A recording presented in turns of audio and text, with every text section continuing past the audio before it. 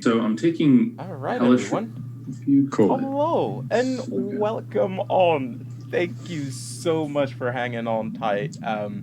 Had some technical difficulties for the first time streaming, but we're ready to go. So just a little bit of an intro about the game. Today's game is based off of a story called Fatima and the Red Canes, is what the translation is.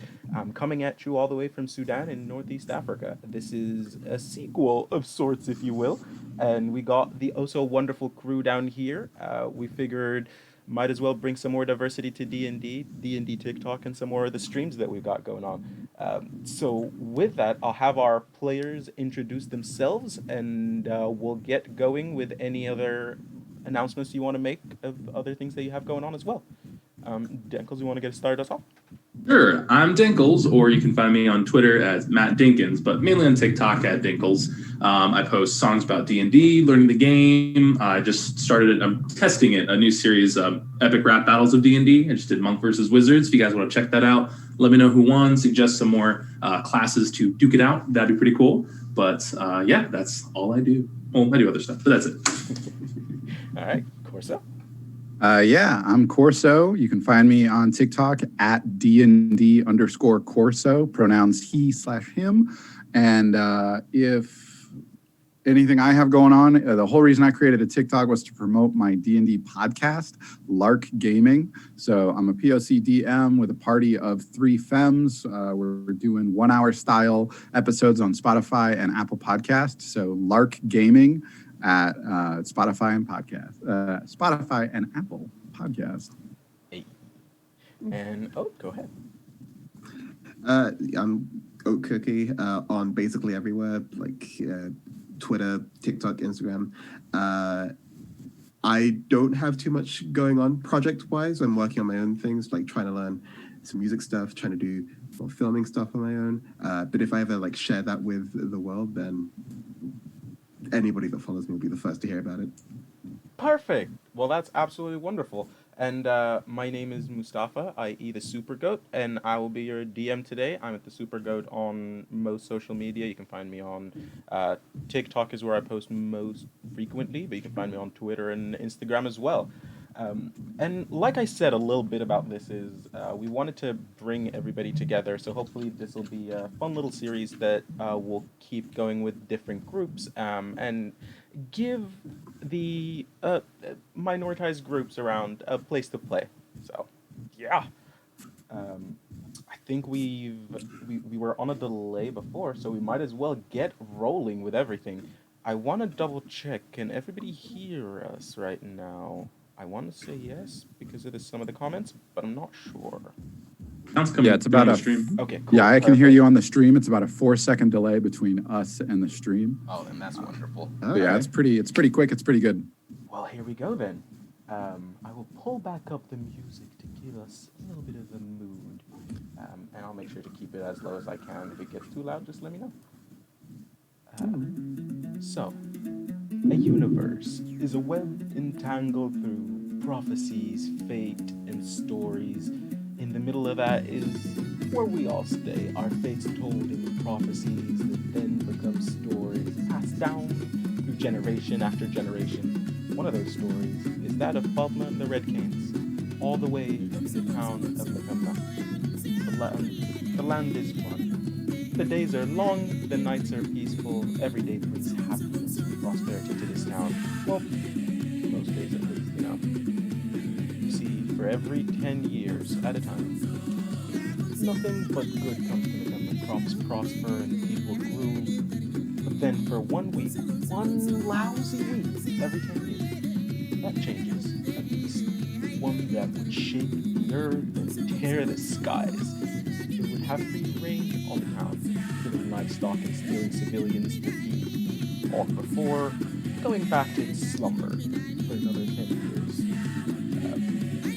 Now, it would have free reign except for our group of wonderful adventurers, the Red Canes, a group dedicated to protecting the world from this beast. They spend these 10 years training and recruiting, but when the time comes, they stand to protect the town people from the beast. Now,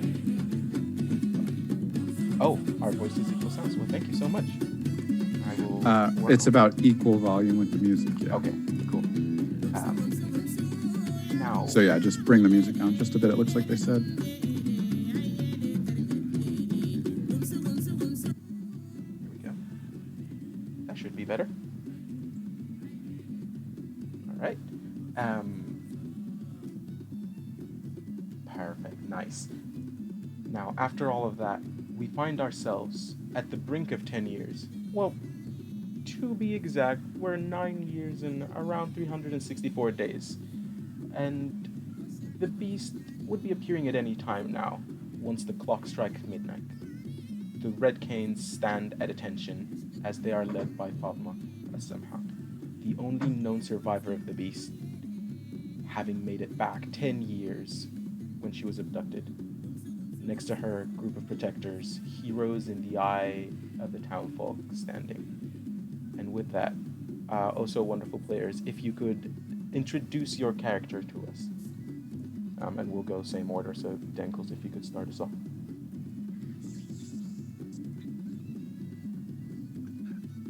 Oh, Matt, you're muted. I realize. So my character is Quick Draw. She is a human warlock sorcerer that is rough and tough and don't take no guff from nobody. Nice. Didn't mean to make that rhyme, but it was It's the musician. Sure you didn't. yeah. All right, then. All right. My character is Umbra, and full name Umbra Kalzuma. Umbra is a monk, Way of the Shadow monk, and is essentially grew up in a monastery. He is a Goliath, so he grew up in a place with tabaxi, actually, and was trained to be an assassin. I love that. So excited. All right. Oh, yeah. Okay. I'm playing a tabaxi, funnily enough, named Vale Over the Jungle, who comes from a village from which she ventured out of the sheer curiosity of the different monsters and treasures that were hidden away by the exterior of the world. And so we'll play with, examine just about anything she can get her hands on. She's just a fun-loving gal. I love that so much. Excellent. Well, no, thank you all also very much for the intros. Now, you all, I've put you all onto a map on Roll20. This is where you all stand. You find in front of you a giant, oh my, I forget the word, a giant well in front of you. This is where the beast is known to pop up every 10 years. So you're waiting here, and as you wait, you see in front of you, in far distance, just a speck of yellow dust, it seems. And this is not very unusual. This is a very dusty place. You're right close to the desert. And as you look at it, you stare at it, and for a moment it seems to pulsate, and then it gets bigger, and all of a sudden, with a whoosh, you are engulfed in yellow sand. All around you, you see nothing but the yellow, and you hear the crackle of lightning. And as you do that, you hear another voice in your ear saying, "Soon." And then, just as fast as it had come, it disappears again. And you look around, nothing seems to have changed. But now, where the yellow dot was, you see another red one. And this one zooms out again and covers everything around you. It looks like blood red covering all around you. And as you stare, you see nothing but the red. But paying a little more attention, it's granules. The dust itself and the sand had turned red. And then just as fast, it disappears. And it does that again. It cycles through all the colors of the rainbow. And by the end, it hits black. You know this is the last sign. Right before that, or right after that, the beast will show up. And as it disappears, up in front of you, nothing else is in front of you either. You wait for a moment. You notice Fatima standing in front of you, clutching a sword. She holds it a little stronger and turns back to you all and says, "This is it." And then a crackle of lightning hits the ground right in front of you, and I need all of you to make me dexterity saving throws, please, and thank you. I'm good at those. That was a lie. I'm not good at those. Oh, no. That's a 7. 7. Okay.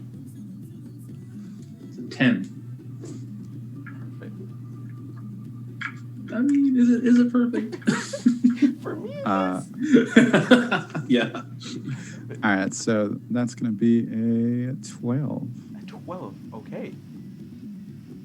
So with that, you all will go ahead and take 50 points of lightning damage. 50. 5-0. Yes. Cool. And that will be Dub-dub. all around. Loving it. All right.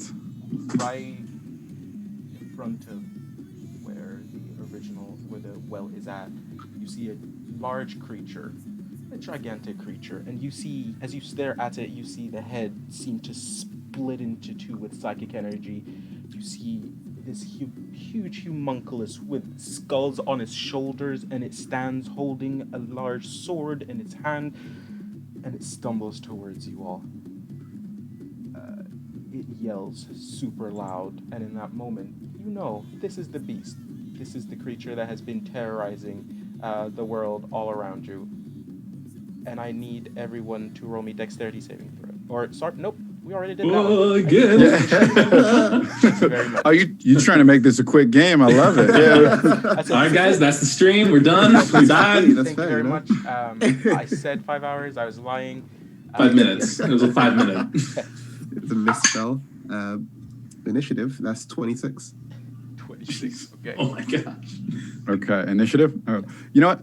Let me ask you a question though. Was that attack an area of effect? Because as a Yes. monk, I take half damage if I fail. You are correct. Then right, you would cool. take 25 instead. Cool. Just wanted to be sure. So that's a 26 for initiative. And yeah, let's give you we're that. level 10, by the way. I got 16. 16. Okay. All right, I have a 7 on initiative, which is wild as a monk, but this is also why I hate rolling digital dice. Yeah. They don't have, love me. +8 for your initiative, and it's just absolutely amazing. I love it. That's just That's why you every take character I ever the want to feat. play. Up first, it is your turn, so you can go ahead. That's why you don't take the alert feat. I think for my first attack, I'm going to cast Guiding Bolt at this creature. Okay. Perfect. Okay, so that's going to be 13 to hit. 13, unfortunately, does not hit. Ooh, in which case, I don't do that. No, that's my turn. Okay, cool.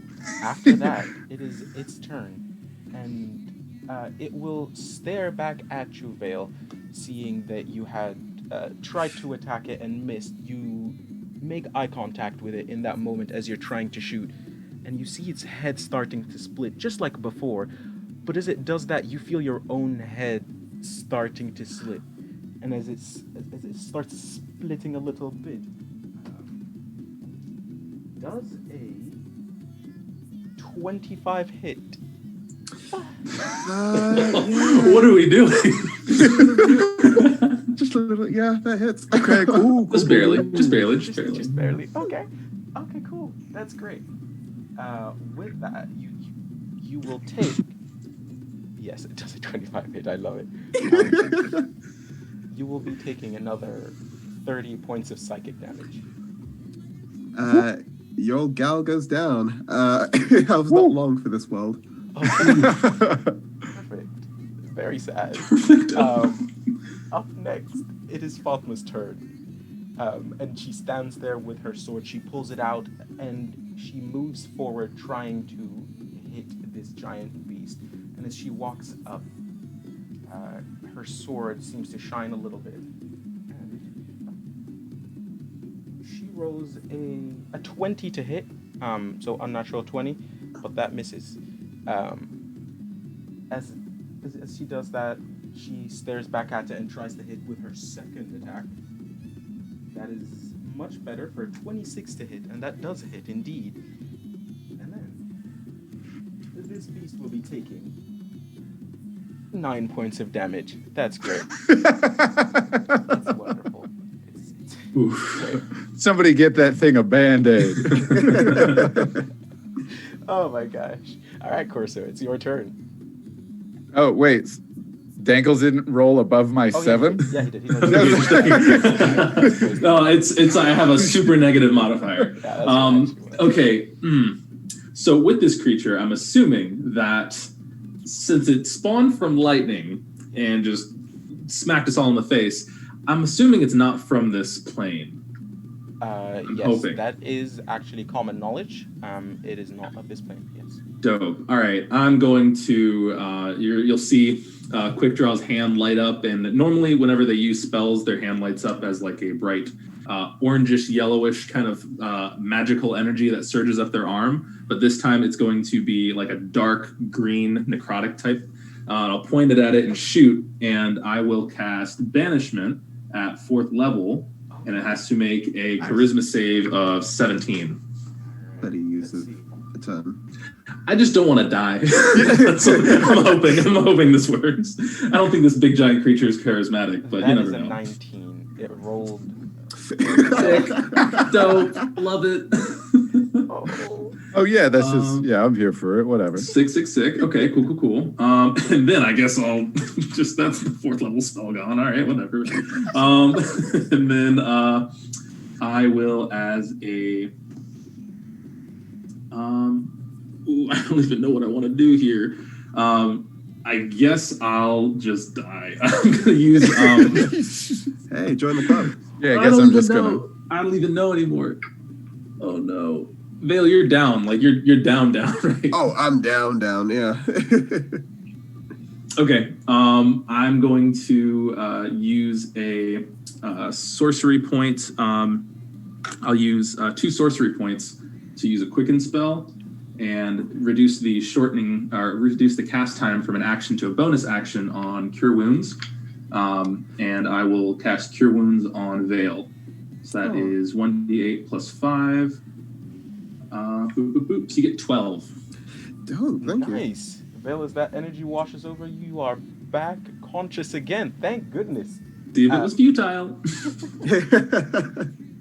All right, Corso, you're up. All right.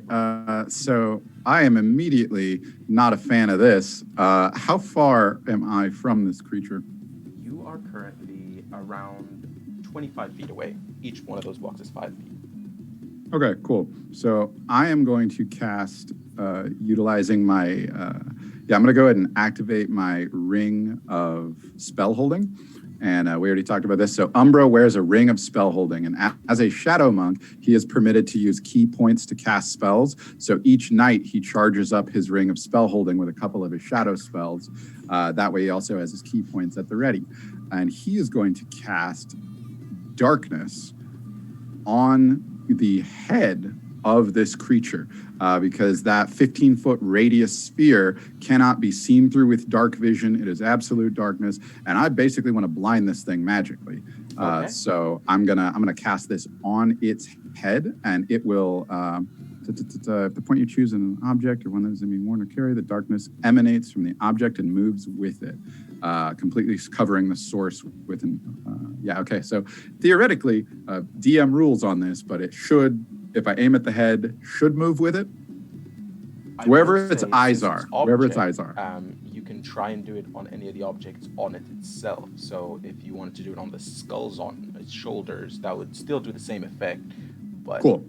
Well, I'll do that then. So it targets something specifically on it, but my goal is for that 15-foot spear to encompass its eyes. Okay, sounds good. Yeah, that would work. Cool. Well, with that is your turn. And then after your turn, as you're looking around, you do notice that there have been a few other people with you, parts of the Red Canes, and they had fallen already. I imagine. They hadn't all just knocked out. You guys good? No? Okay. All right. Vale, you're up again. Into the juice box. All right. So I realized, looking at my equipment, I do have a cloak of displacement, which should have probably given the creature disadvantage on the attack against me, but I should have remembered that. So I'll make sure I'll keep that in mind. As for my turn, I'm scared of this thing, so I'm going to try and cast Bane on it from where I am. Okay. It has to make a charisma saving throw. Let's see. This is much worse. This is a 15. That just saved, literally just. You tried. Do I You even- tried. You tried. You know what? It's cool. It's cool. Next time So we'll close. roll lower. Then I'll use some of my movement to just like get away from where I am a tiny bit. I'll probably like move over to You should have this access to direction. Spread ourselves out a tiny bit. And that will be my turn. it. Okay. All right. Now it is its turn again. And Put your weight. with the darkness enclosing its head, it can't see around it. It starts stomping forward, and it will move closer to where you all are at. It does get out of Fatima's range, and she will go ahead and take a opportunity attack on it. This is a 13 to hit. That misses, and the beast goes ahead, currently blind and not able to see. Hey, Mustafa, do you have, you've got mod privileges, right? Looks like there's a bot in the stream. Oh. No. Yeah, a couple. Oh yeah. It's like Bella something. Oh, I will get rid of them then. If I can. Or if someone's willing to be deputized as a mod so they can do it while in game. There we go. Oh, dang. I think that's getting better. Fingers crossed. Cool. Cool. All right, if it keeps going, we'll figure it out from there and keep Cool. rolling. So yeah, that thing came forward. Oh no, there is More. definitely many more. They heard they were like, oh, a POC Twitch stream. Can't have that. Gotta go to this lame website. Oh, there you go. Big follows. Yeah. Gotta go there. Oh no, right? This Want to might be the become biggest famous? Twitch. They were like, all streams matter.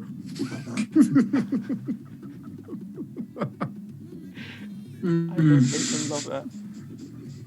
Oh dang. Ooh, yeah. That'd be good. Put a filter on the chat so where it says like Follows. big follows or become famous, and then Smart. no one tell us to become famous, and then you won't be blocked, so you'll be I don't good. wanna be famous anymore. No. All right, Famous. It's a CR8 creature. Yeah. but Famous. That's new homebrew. I want to be Wants to average. be average. So in the interim, I don't even know if I want to try another banishment because I don't know if this is going to work or not. You're like, I don't know if I want to spend these. Ooh. I made one good roll, and that was my initiative. That's it for the rest of the night. See, my thing is like as high as your initiative can be, because I've done that before where I've had a high initiative, it just made me die faster. Yeah. You're just on the front lines. That's It it. realize speeds that? up me jumping onto the sword. there we go. All right, I made it to a followers only mod, so hopefully this will help out a little bit, and we'll see how that works. Cool. Nice. Let's see, where was I? It is its The turn. crowd wants Yes. Spanish again. As it comes up to you all, you see it lift its leg, and as it does, the ground starts to shiver as if magnetically held to the foot, and it raises it as high as it can and stomps it back down. Everybody within 30 feet of it, which I believe is everyone around currently. Oh no. I need you all to make me a dex save. Yeah, you're just loving these today, aren't Okay. you? 18. Is this a spell of some kind? It is not a spell. Fiddlesticks. Okay. It is Oh, that's legendary terrible. action. Sick. Dope. It's a 9. All right, a 9. That works. Okay, so that is going to be a 23. A 23. Nice. A 23 barely saves, but you save. What? Get out of here with that nonsense. It was physically impossible for me to even get close to that number. If I rolled a natural 20, still wouldn't have been close. So mind you, because of evasion, if there was any attack damage, because I saved, it's none. I'm just like, feel free to just, if you want to give me some of that evasion, I'm down for it. I would if I could. Otherwise, the choose. other two, you all fall prone, as well as you take another 20 points of damage. I don't just fall prone. I conk out again. Yeah, no, we're both. Yep. Yeah, D&D Beyond gave me that dead face, so yeah, I'm getting close. All right. Well, now it is up next. We have you, Dinkles. I'm gonna roll a death save. Death save. My bad. Oh man. All right. So for my death save, I don't have any advantage on that. Why would I I? believe Kess is going first. As their. Oh, okay. Yeah. So Vale, you will roll us a death save. Oh, sweet. Okay. I am speeding to my death at record time. Okay, no, that was a 15. 15. Okay, that's solid. Afterwards, it's Fatima's turn, and she will move back and try and attack again. That is another 20. Unnatural, does not hit. And she will roll again and try and hit. Much better for a 24 to hit. And that does hit indeed. So the beast will go ahead and take another 20 points of damage this time. Alright. Well, up next, it is now indeed Denkel's turn. Let's see if you can make it. I had rolled that death save, and I was just sitting at it, looking at it in despair. It was an 8, so that's the first one down. Oh no. Okay. You tried Coming your for best. us. Yep. All right. Then Umbra, the last one standing. What do you do? Okay, so I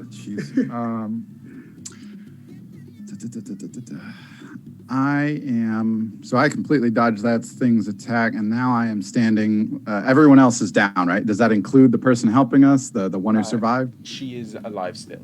Okay, she's still alive, still doing her thing. Okay, so I have a 15-foot radius of darkness coming off of that thing's little skull on its shoulder. How do you define unoccupied space? What are you trying to do? I mean, So, if you're trying to teleport on top of it, then yes. Yeah, because I'm a shadow monk. There's a 15-foot radius of darkness. I can teleport to unoccupied darkness. Sick. Yes, you can pop up on top of its shoulder. Cool. That is. That's what you're trying to do, yes. Okay, so I'm going to pop up there using Shadow Step, and because I can use Shadow Step, that also gives me advantage on the first melee attack I make before the end of this turn. Okay. And I am going to strike at it with my quarterstaff, and that is going to be a 23 to hit. A 23 hits. All right, so check this out. I'm going to deal. Cool. So I am going to deal. I don't know if this will work out, but we'll give it a shot. That is going to be 8 damage with the quarterstaff, but I also expend a key point to make it a stunning strike. So you gotta make a con save on that monster. You need to beat a 15 or you're stunned, or it's stunned. I don't know. Stunning the DM might be nice too right now. Yeah, it rolls a 13. However, it does go ahead and use a legendary resistance. Those are cool. I like those. Yeah. Okay. All right. So Cool. Gross. Right. All good. Until the end. So then, because I attacked, then forget it. I'm going to use another key point for. Oh no, I've already used my bonus action to get here, so I can't do flurry of blows. But no, and we don't. Unarmed strikes will not count as melee weapon attacks. No. Shame. Okay, then I am already here. I'm just going to take an unarmed strike because I can. Okay. I'm disappointed in what happened, and I rolled a nat 20.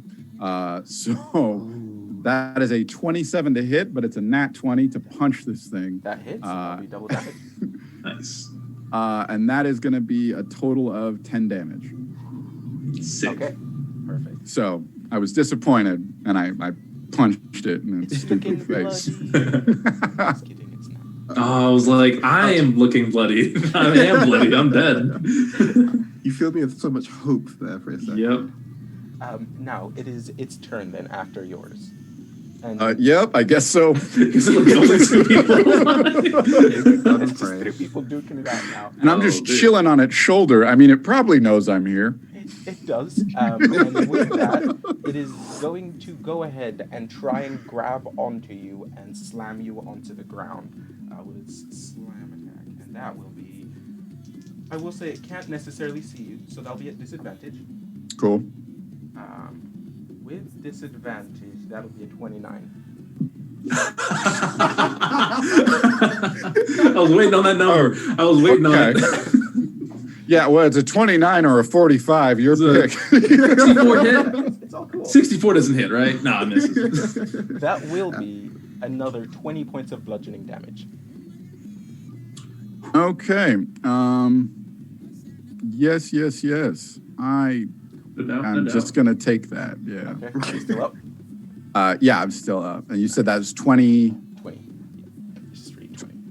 Just straight So- 20. After that, that is what it does for its turn, and now Fatima behind it again is going to try and attack once more. I believe you also would need to roll a concentration check for darkness. Yeah, probably. Just got Probably. slammed to the ground. Yeah, probably I still something got to it. do. Yeah, let me pull up darkness real quick. That is, it's an at will. I'm actually It is more concentration up to 10 minutes. Yes. So just straight D20 on that. Mm-hmm. I think it's like half of whatever the damage was, or whatever the damage was. Yeah. I can't remember. So it would be a 10 for this case, which is same as... Oh God, that's a nat 1. I'm not gonna lie. So as it grabs you and slams you onto the ground, the darkness dissipates away from its head. So basically, I saw stars. Yeah. Said not today. He cast darkness back on you by just knocking you unconscious. I was like, but I'm already black. Top notch. Fatima is going to try again and hit it one more time. And we shall see if she hits. Well, she has 2 hits, so... Okay, one's a natural 1, so that will go ahead and miss. The other one, though, is a natural 20, so that's much, much nicer. Nice. She will do... This time, much better. 30 points of damage. So yeah, she's doing good. She's doing the most damage, but... Just doing all the damage. It's okay.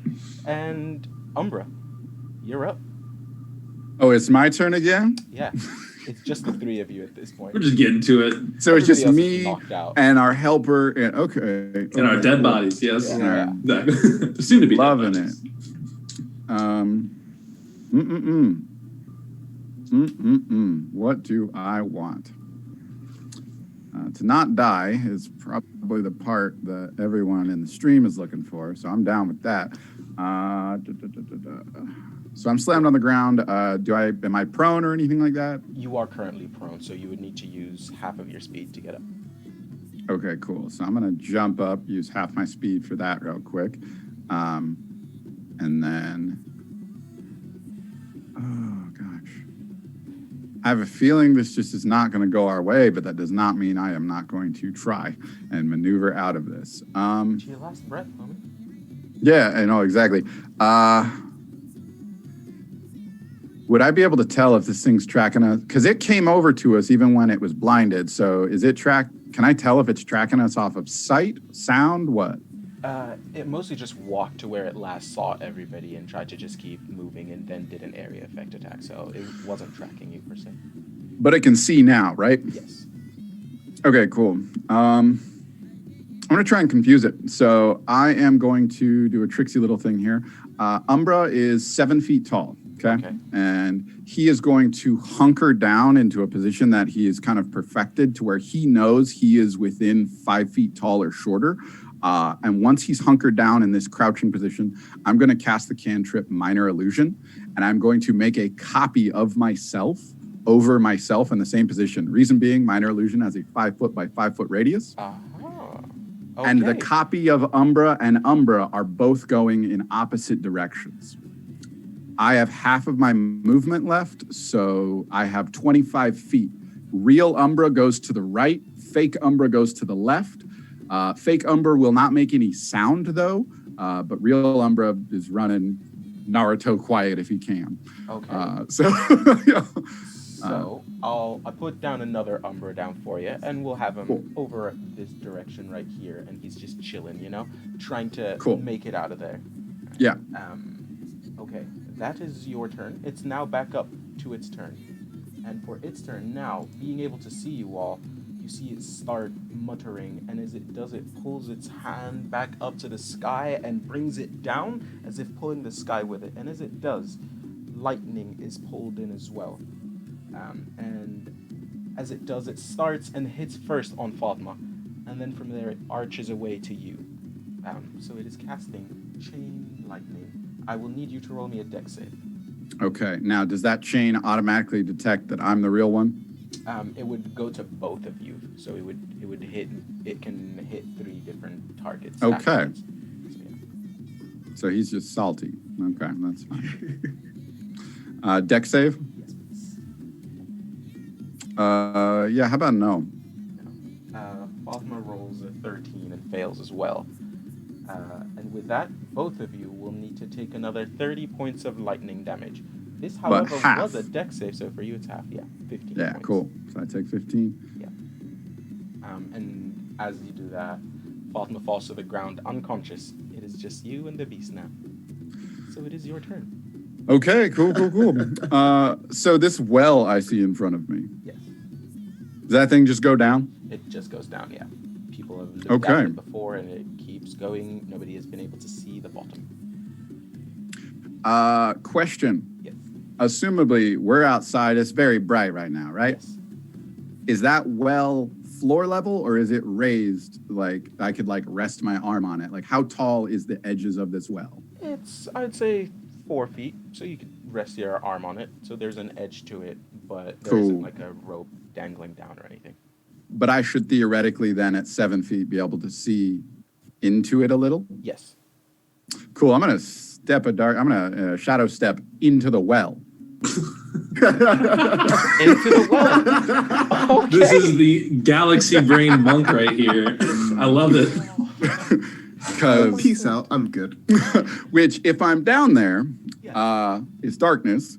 B, whatever you want me to do. If you want me to hang onto the edge, you want me to, hands on the side. My goal is to be out of sight. Ninja warrior. Out of sight, out of mind. Out of sight, out of mind. All right. That works, and it's whatever you are wanting to try to do. So are you trying to hold on to the sides, find a grip? Live there for the rest of your life. Yeah. We're done. This is it. So yeah, no, I am. Just keep free falling down. Oh gosh, I just don't want it to be like. This? You know what? Okay, I know what I'm gonna do. Okay. I'm gonna zap in, and when I teleport, just so this doesn't get all nonsensical, I'm gonna teleport to where I'm gripping the edge because that makes the most sense. Because I can't see into it, I don't know what I'm dealing with, so I'm gonna hang on. But because I'm not interested in dealing with this thing, that was my bonus action. My minor illusion game is strong, and I'm going to raise the edge of this well up about 6 inches with minor illusion, so that my hands are not visible. Okay, so it doesn't look like your hands are on there. We're just checkers. He's playing chess. We're not even here right now. This is a whole new game. You guys heard of Pathfinder? He's playing Pathfinder. Solo one shot. Unless this thing is like an engineer going, it looks like that's increased by 6 inches. That's not my house. Not the same as it was I feel like before. his analytical analysis of this is just going to be like, I'm going to hit that with lightning now. It does look around, seeing that everybody else is dead, on the ground, unconscious, and it sees no one else around. You have successfully evaded it, but as it does that, it goes down to the ground and reaches the Fatima, holds her, and as it does, As you look up from the well, you see the sand starting to pop again, but this time backwards. You see the black sand start up, and it keeps going up until it gets to yellow. If at any point at that point you're wanting to get out of the well, you're more than welcome to. You are out of initiative officially. So I'm officially out. Dying over here. Okay, so if we're out of initiative, then, gosh, I am going to try and climb out of that well to the backside. So I'm not like out and facing it. I want to climb out over the back. So as you get out of the well and you look around, now the last sandstorm, the yellow one, has dissipated. Your friend's on the ground, but you see people running towards you. They're almost there. They seem to be running towards your friends. And as you look at these people, you recognize them. You know them to be the village people. They're running in, and they're trying to heal everybody to stabilize them. But the beast is gone, and so is Fatima. And Okay, cool. So it's gone. Yes, it is indeed gone. Are you wanting to do anything else? As your friends are being brought back to life. Okay, yeah, no. If they're coming back, I'm just gonna sit down for a second and chill against the side of the ledge. Okay, so as they do that, they stabilize everybody right now. Your friends there's no healers around right now. So after they stabilize everybody, they come over to you, Umbra, and they take you as well. They lead you all back to the village. They put you all in this small room, an infirmary, if you will. Now, everybody's asleep at this point, if you will, unconscious, but you are alive. Everybody is currently alive, and you wait there for a while. Your friends don't wake up. It takes you all a long while to be able to come back up again, and you can go ahead and add a long rest to your characters. Nice. whew, So you're good there. That was the worst day ever. As the morning comes, Umbra, you have gotten your rest as well. And as your eyes start opening, wonderful timing, you hear a knock. And the door starts to open up. You see somebody on the other end. You hear the clicking of their feet as they walk in. This is a centaur up in front of you now. And you see that they have 3 regular centaur legs, but their front right leg seems to be a peg leg, if you will. And you hear that clicking as she comes in. An older centaur lady, and you see the wrinkles of a life well lived on her face. You see as she stumbles in and walks around and looks to you. I was very afraid this would happen. I'm glad you made it out alive at least. Are you what okay? do you mean by, are we all awake or just me? All of you are awake now, all 3 of you. Okay, what do you mean by this? I was afraid the beast would come back. Fatima was the only person that truly believed it, and that's what she did with the Red Canes, built it up, but everyone wasn't so sure. And now, look at us. We're right where we started. Fatima's gone again. The beast has her, and if we don't save her in a week, she'll be dead to us and dead to the world, and I don't know if she'd be able to make it. And she pulls up from her back. She'd had it strapped up. You see a sword and an amulet. These were hers. The beast left them behind. This was her source of power, so I don't think she has much but her wits right now. But I don't think you can make it against this beast. Give us another go. We'll do it. Didn't get a good hit on it the first time. Kind of caught us off guard with all of that. That was a lot to have to worry about. Well, my wonder is that if that was true, that the beast was coming back, there has been another rumor, another story around. We were told that back in the day, my parents would tell me stories of a bull. a bull that was stuck inside of a pyramid made to worship the god Abadimak, the lion god. And last time the beast was defeated, it doesn't stay defeated for too long. By too long, it takes it a couple decades to come back, but last time it was defeated, that was what was used to help the heroes. I think if you try to make it through this adventure, that would be your goal. Do you know Okay, where so this pyramid is?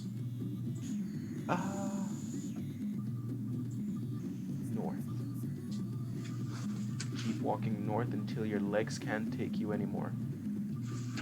And by the time you get there, you will find this pyramid.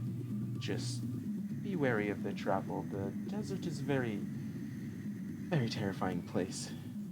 It chills me to the bone. I can point you in the direction, and if you need anything, but that's the others. The rest of the Red Canes are gonna have to stay around. We're gonna need them to protect the town. But if the three of you can go and get this and maybe save Fatima after, oh, that's a whole other thing. I can show you how to get to Fatima, but we'll see if you get the bull first.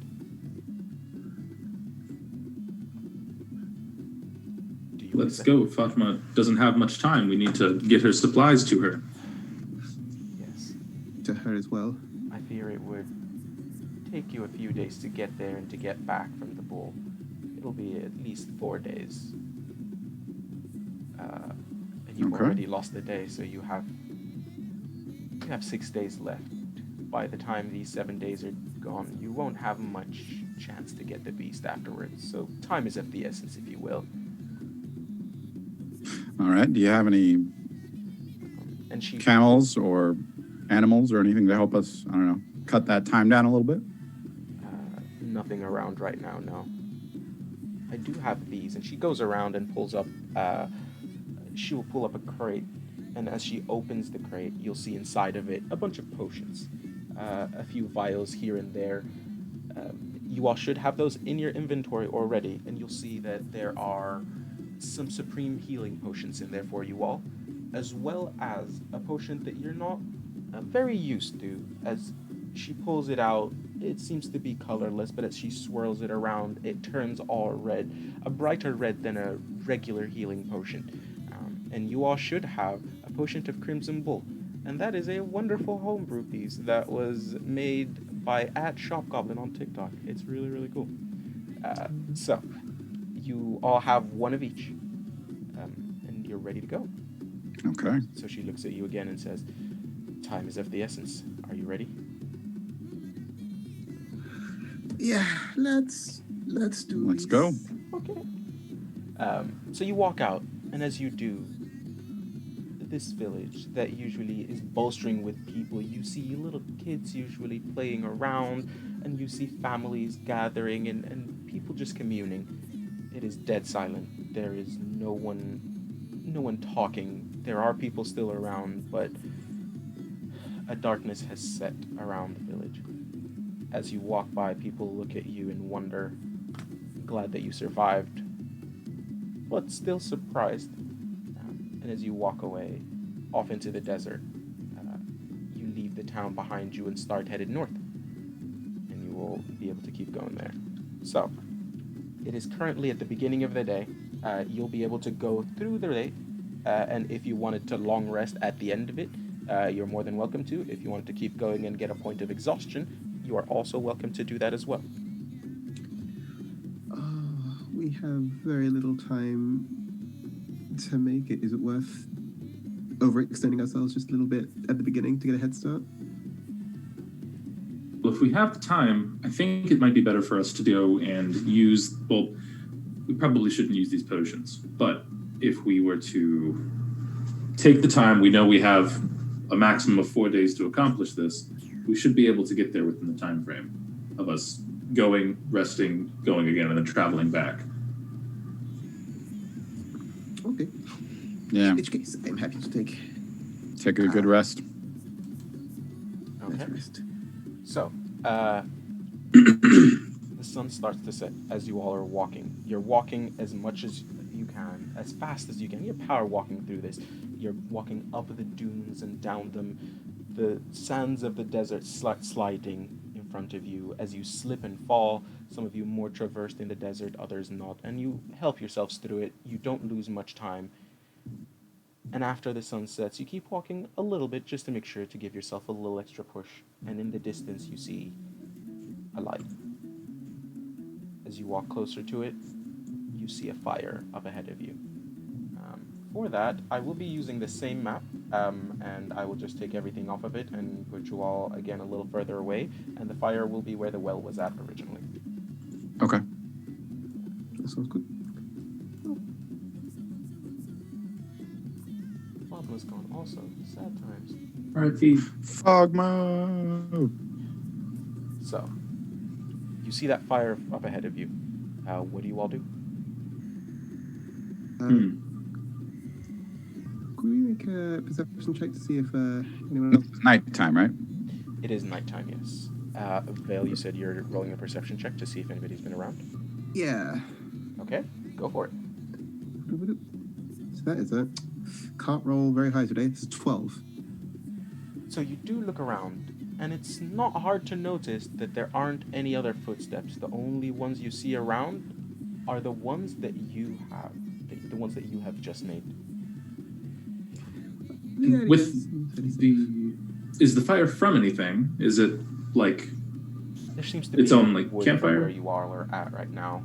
You can get closer to inspect the fire itself, but so far it seems to be crackling from where you're at, and you see it swinging around. Let's see. And how dark is it for the area surrounding? From where the fire is at, there's a good 60-foot radius of light. Okay. Okay. And there doesn't appear to be anybody else that would be around that. No footprints or anything. I'll move a little bit closer to inspect the fire to see if there are any other signs that we can find, or something. If there's something in the fire, possibly that we Okay. could see. Do you mind moving your character to where you would go? Oh, I can do that. Let me exchange the thingy. Yeah. I'm gonna go here because this is the fire. Yeah. Okay, cool. As you look at it, again, you see... Actually, make me a perception check for that. Oh, by the way, I think you took control of Umbra. Did I? Yeah, I can't touch him now. Okay, I'll give that back to you. For a perception, I have a plus 0, so that's just a 17. Okay. A 17. So, now that you get closer, you notice that there isn't any wood in that fire. It seems to be crackling. You hear the noise of the crackling, and you see the flames swinging, but nothing else. And again, you're able to peer around and through the fire as well. You don't see any objects, as Vale had seen earlier, and you don't see any prints. Everyone, the fire doesn't have any wood that's keeping it from going, so I don't know what the deal is with this. Should we... I'll approach as well, just to be with you. And this is unorthodox, to say the least.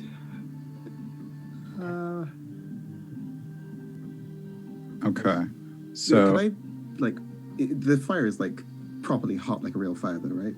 Are you going to try and put your hand through it? So far from where you are at, it doesn't seem to be emitting any warmth. I'm gonna put my hand into the fire.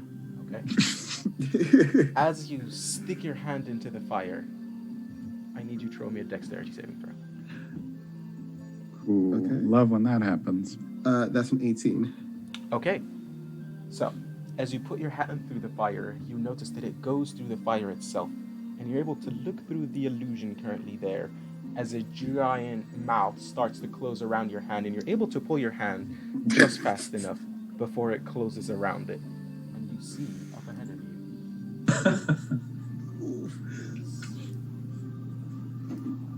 There we go. Showed you all. You are able to see what the monster is currently. I actually don't think you see it, but you see this large homunculus now, right in that spot. You see that its head seems to be the head of a mouse. The top part is the eyes small and beady and whiskers coming out, but the bottom jaw is that of a snake, and it keeps going. And it's a large creature. You see the arms are those of a giant human, those muscles bulging, and at the very tip of it you see this tail of a snake as well, or the rest of a snake, if you will. I need you all to roll me initiative as you see a giant monster in front of you, the doo-doo. Okay. 18.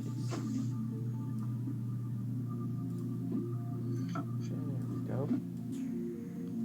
There's also an 18. Oh, nice. What's y'all's dexes? You get that. Against a monk, I'm not even gonna test it. Okay. Yeah, mine's a +3. Oh, nice. Vale, what you got? I got a 15. A 15. Okay. Alrighty. Well, up first, it is Umbra. Okay, so just real quick so I understand the situation. This thing has grabbed. It tried to grab, so I will go ahead and move you up there, Vale, just so you're right by it, since you had put your hand down there. But it did not. Vale was able to pull their hand out right before. Okay, cool. Well then. And so I'm looking at this fiery type thing with essentially some little... You see, as its gaping mouth pulls open again, the inside is full of flames, but the outside is not. Okay, understood. Well then, how do I want to deal with you? You know what? We'll just do something basic to start things off. Just kind of see how this thing is chilling. I'm gonna run up. Seeing that, I'm gonna run up, and I'm going to strike at it with my staff. Okay. Roll to hit. Yeah. It's gonna be a 19 to hit. A 19 hits. Roll Okay, for cool. damage. This is a much less hardy creature, if you will. Okay, so that's a 4 to hit, but of course I'm also tacking on that stunning strike for 1 key point. Okay. So you need to make a con save. Let's see. That Go is to sleep. not too good for the con save. That is a 13. Does not save. Okay. Go All to right. sleep. So, it is stunned. This creature is now stunned, and it will be missing its turn when it comes by. And after your turn, though, are you doing anything else? You know, I honestly forget everything that stun affects, so I don't remember if I hit it again. Gives advantage. Attack rolls against the creature have advantage. It's incapacitated. It can't move, and can only speak faltering. And it fails any strength or dex saves. So if you got any of those, chuck it at it. Go for it. Cool. How big is this thing comparatively? This is a large creature. It is currently on all four. It is twice your size. Okay, so To stand, it would be much taller. that is fine with me. And it, yeah, I just stunned it, so I can't really follow up with much else unless I just hit it again. So I'll just use an unarmed strike, All right, roll to hit. and that, oh gosh. I've got like I've got D&D Beyond and the like call like 50/50 screen, so they're doing like a different layout than I'm used to. Oh, So yeah, yeah, Where yeah. did it go? But oh yeah, that unarmed strike is going to be a 16 to hit. A 16 misses, sadly. Just misses. Okay. Yes. So I stun him, and then I just kind of backhand him. It's like, you piece of shit. I wasn't even trying to cause damage. I was just like, Garbage. How dare you? Get out of here trying to eat my friend. Not today. Alrighty then. Sure shot. All right, so I will go ahead and I'll move over a little bit to like there, but still be kind of in the zone. And I will take a shot at it with Eldritch Blast. So you'll see my arms glow the normal way of how it should look, where it's kind of like a radiant kind of orange or yellowish glow. And then I'll just finger guns, shoot my two Eldritch Blasts. Which honestly, as a spell sniper, I could shoot this thing from like a very far distance. I don't even need to be this close. 600 feet, yeah, it's crazy. All right, so first attack will be a 21 to hit. That hits. Cool, so that's a d10 plus 5 for the first one. So that's only going to be 6 because I rolled a 1. Sick. Okay. And then it's force damage if that means anything. Cool. And then second attack, or second beam with it is only going to be a 12 to hit. 12 does not hit. So Okay, that first cool. one hits, and as you do, the other one doesn't seem to catch. And then let's see. Yeah, and then as a bonus action, I will convert 2 more, or 2 because I'm reset now. 2 sorcery points to be able to cast Eldritch Blast again as a bonus action, and then shoot 2 more shots. I'm just going to rapid fire, shoot a bunch of these bolts. That is going to be an 18 to hit. An 18 just hits. Go for it. Sweet. Okay. That's going to be 12 damage for the first bolt. Nice. Second one is going to be a 24 to hit. That 24 also hits. And that will be 7 damage for the second bolt. Nice. And that will be my turn. Cool. All right, now it is before Vale's turn is its turn. And it comes up right where it's at, and it's trying to focus on you, but it seems to be still very stunned. And that's its turn, sadly. Because it needs to make another save, I believe, at the end of its turn to see if it's remains stunned. I think that's on you. Because, yeah, it's incapacitated, can't move, can't speak. Yeah. I think at the end of its turn, it makes At another... Until the end of your next turn. Oh. So, Oh, it's when just my not next stunned turn. anymore. So when it comes to my turn, it'll be unstunned. Cool, so it's still stunned, and that is all it does as it stares, trying to focus at you. Up next, Umbra. Oh, Vale. So I'm going to use my bonus action to disengage. Okay. Get about over here. Then I'm going to, at 3rd level, cast Guiding Bolt. Nice. Roll that hit. Oh, okay. So that's going to be, if it'll show me, 21 to hit. That hits. Dope. All right. Ooh, that's a lot of high numbers. That is 25 points of radiant damage. And it is glowing, so the next attack on it has advantage. Okay. I will say it is still stunned, so I don't know if you rolled an advantage or not. I didn't. Okay. You can roll another one just to see if you get a nat 20. Sure. Yeah. No, that was just a 15 instead of whatever I got last time. Okay, cool. So yeah, it hits. Alrighty. Well, it is now Umbra's turn. Okay, cool. So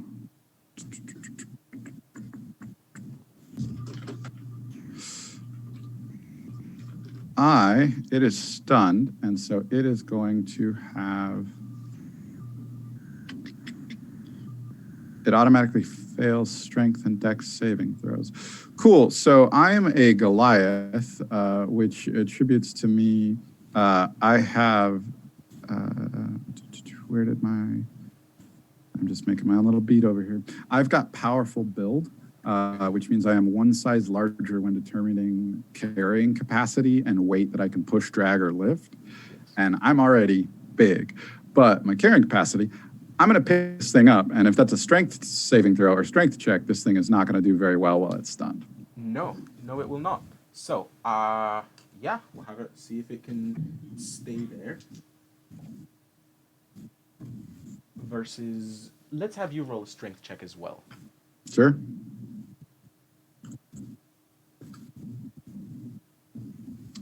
I did not do well on that. It rolled a 10. It actually beat me. Okay. That was with its disadvantage. So it's a slimy boy. Yeah, it is. At the bottom of it, the snaky part, as you put your hand on it and trying to get a good grasp, it seems to be slipping away, and the skin peeling a little bit off. So you're not able to get a good grasp on it. Are you doing anything else?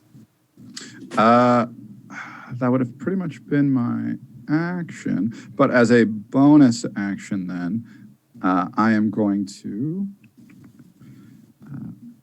I'm going to use a key point for patient defense. So if it tries to attack using a key point, I'll be able to take the dodge action. Sounds good. Alrighty. Well, up next then, it will be Sure Shot's turn. Right. So I am going to, let's see here. Seeing that, is it still lit up from the guiding bolt? If it hasn't been attacked, it should still be, yeah. Sweet. Okay, cool. Then I will go ahead and do the same song and dance as before and just Eldritch Blast 2 shots. So the first one would have advantage. So we'll see what that one gets. Thank you for the advantage. Yeah, that's by a lot better. 26 to hit for that first one. That hits. And that will be, once it loads here, boom, boom, boom, boom. 12 damage for that first shot. And then the second shot is going to roll and will be a 23 to hit. Okay, that hits also. And that will be another 12 damage. Cool. Consistency. There you go. And that will be, that's going to be all I can do. All right. But I will move a little bit over to the side here. Okay, so you're out of its way. That's nice. Yep. Alrighty. Well, up next is its turn, as it's going to try and bite you, Umbra. Since you did dodge, it will be at disadvantage. And it is going to open its mouth, and as it does, you see the fire and the flames inside, and it's going to try and munch down on you. That's really good for you. That'll be a 16 to hit. Ooh, 16 goes to the roller, right? What do you mean? Ties go to roller. Oh, yes. Yes. So you just got me. Oh, dang. So close. So, rocking that unarmored defense. I need you then to make me a strength saving throw. Oh, saving throw? Cool. Yes. That'd be a 22. A 22. So as it bites you, you're able to push yourself out from inside of its mouth. You are not grappled, but you do, however, take 15 points of piercing damage. Cool. And that's its turn for right now. Up next, it is Vale's turn. Oh, wow. Okay. Eden's still alive.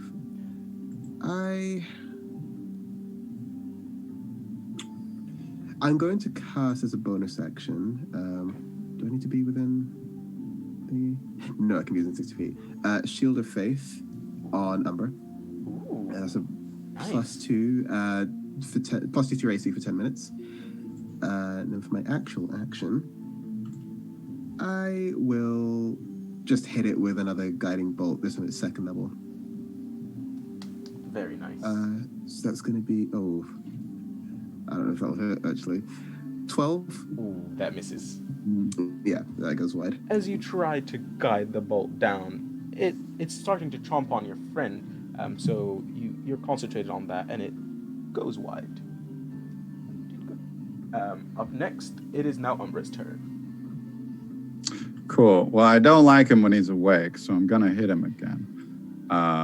So we're going to go ahead and take a quarterstaff swing at this bad boy. That is going to be, oh gosh, that's going to be a 10 to hit, which obviously misses. Yeah. But I am going to use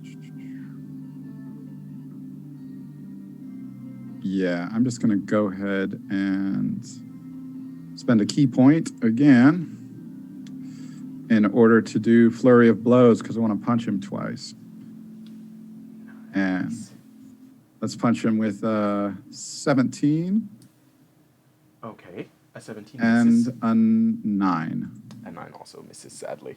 Okay, so I just like, I'm just not in it. I'm just not feeling like. It's fine. I'm trying. Do I have to kill it? Okay. Well, with that, it is now Quick Draw's turn.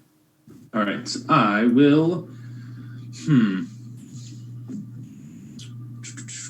How is it looking as a creature? It is Since we've looking been- bloody.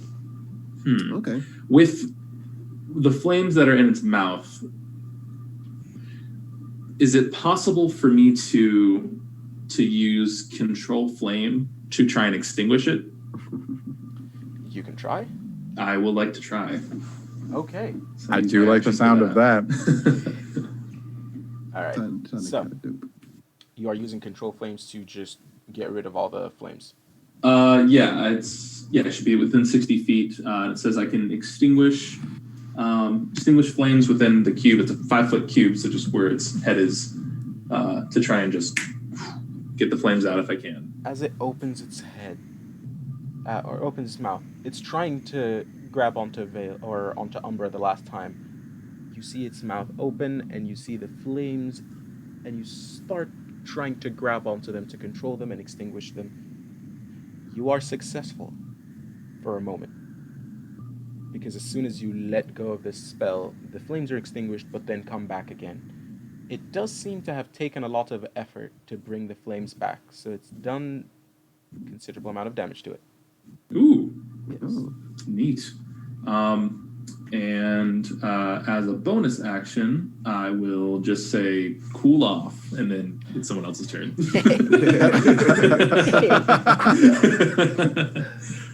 Okay, I love that. I love the cool ending. But it is now its turn. And as it opens its mouth again, it's going to try and bite you again, Umbra. The flames coming back up as it tries to bite.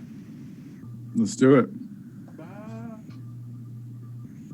That is not too good. That's much worse. That's a 15 this time. Misses. All right, so it does.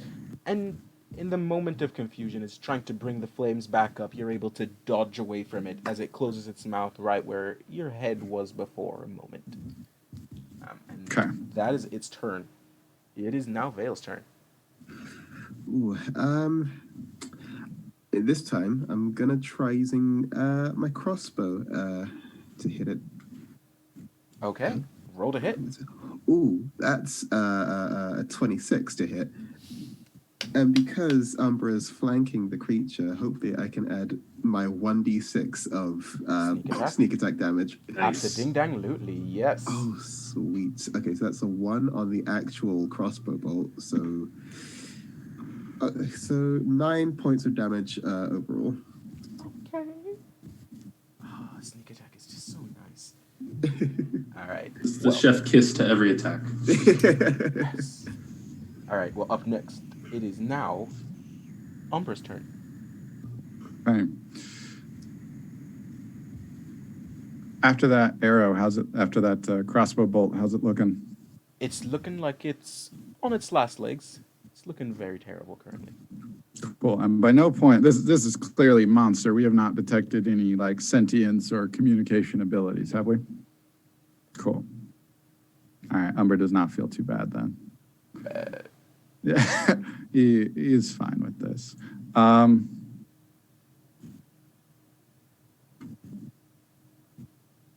you gonna try and attack it? Yeah, I think I'm just gonna do that. I'm gonna grab my staff with both hands. And I'm Okay. just smash down on it. Roll to hit.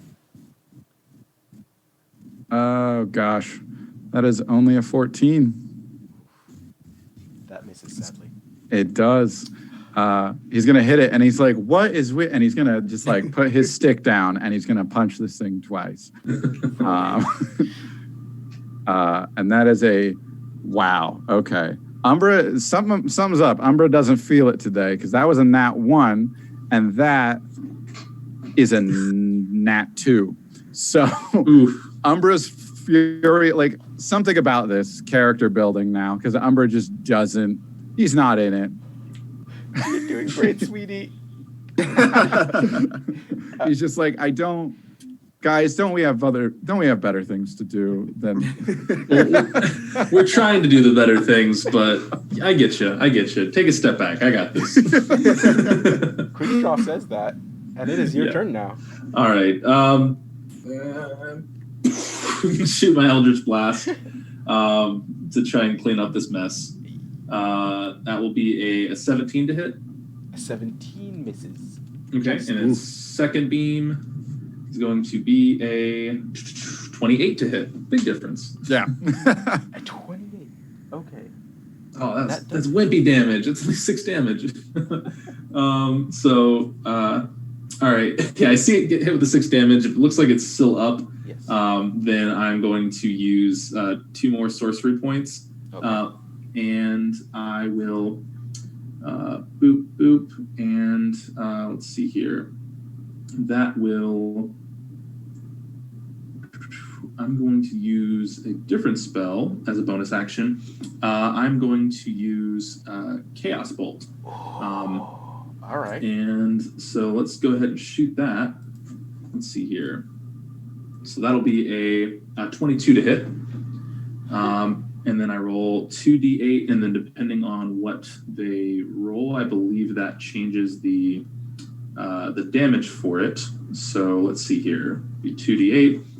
So one of the d8s is going to do, it's an 8 and a 7. So that will be psychic and thunder damage. Okay. So 7 psychic and 8 thunder damage. All right. That better do it. And then I think, does it, plus 1d6 of damage. So let me add a d6 to that of just regular damage. Roll that. 4. It had at that point 3 hit points left.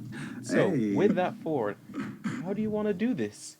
So I'll shoot my Eldritch Blast and just and see that didn't do it. I'm like, all right, got to change it up. And then I'll tap one of, like, it looks like a tattoo, but it's really just like these magical symbols that are crawling up my arm. I'll just tap it and twist it, and it'll change to what did I do? Thunder and whatever the other type of damage was on each hand, and just put it together and basically like what is it? Spirit Gun Yu Yu Hakusho. Just boom, hit it with that, and just let it do its magic. We gotta change the ammo. Let's go. Yep. Pew, pew. And as you do that, the bolt leaves, and its mouth is open, trying to bite Umbra again. The bolt goes right through its mouth, and as it does, you see the fires trying to go around the bolt and control it. But the bolt goes all the way through, piercing through the creature's brain and out on the other end. Chew and on falls this. down to the ground, unconscious and dead. Gonna get a bunch of one-liners. You all have survived the doo-doo. Witty last words. His last words were just a giant scream, sadly. They Wouldn't be missed. had no words. A creature of few words. Now, you all are out of initiative. What do you do? Well, that was a lot. Is anyone looking hurt at all? Is everyone okay? I took a little bit of damage.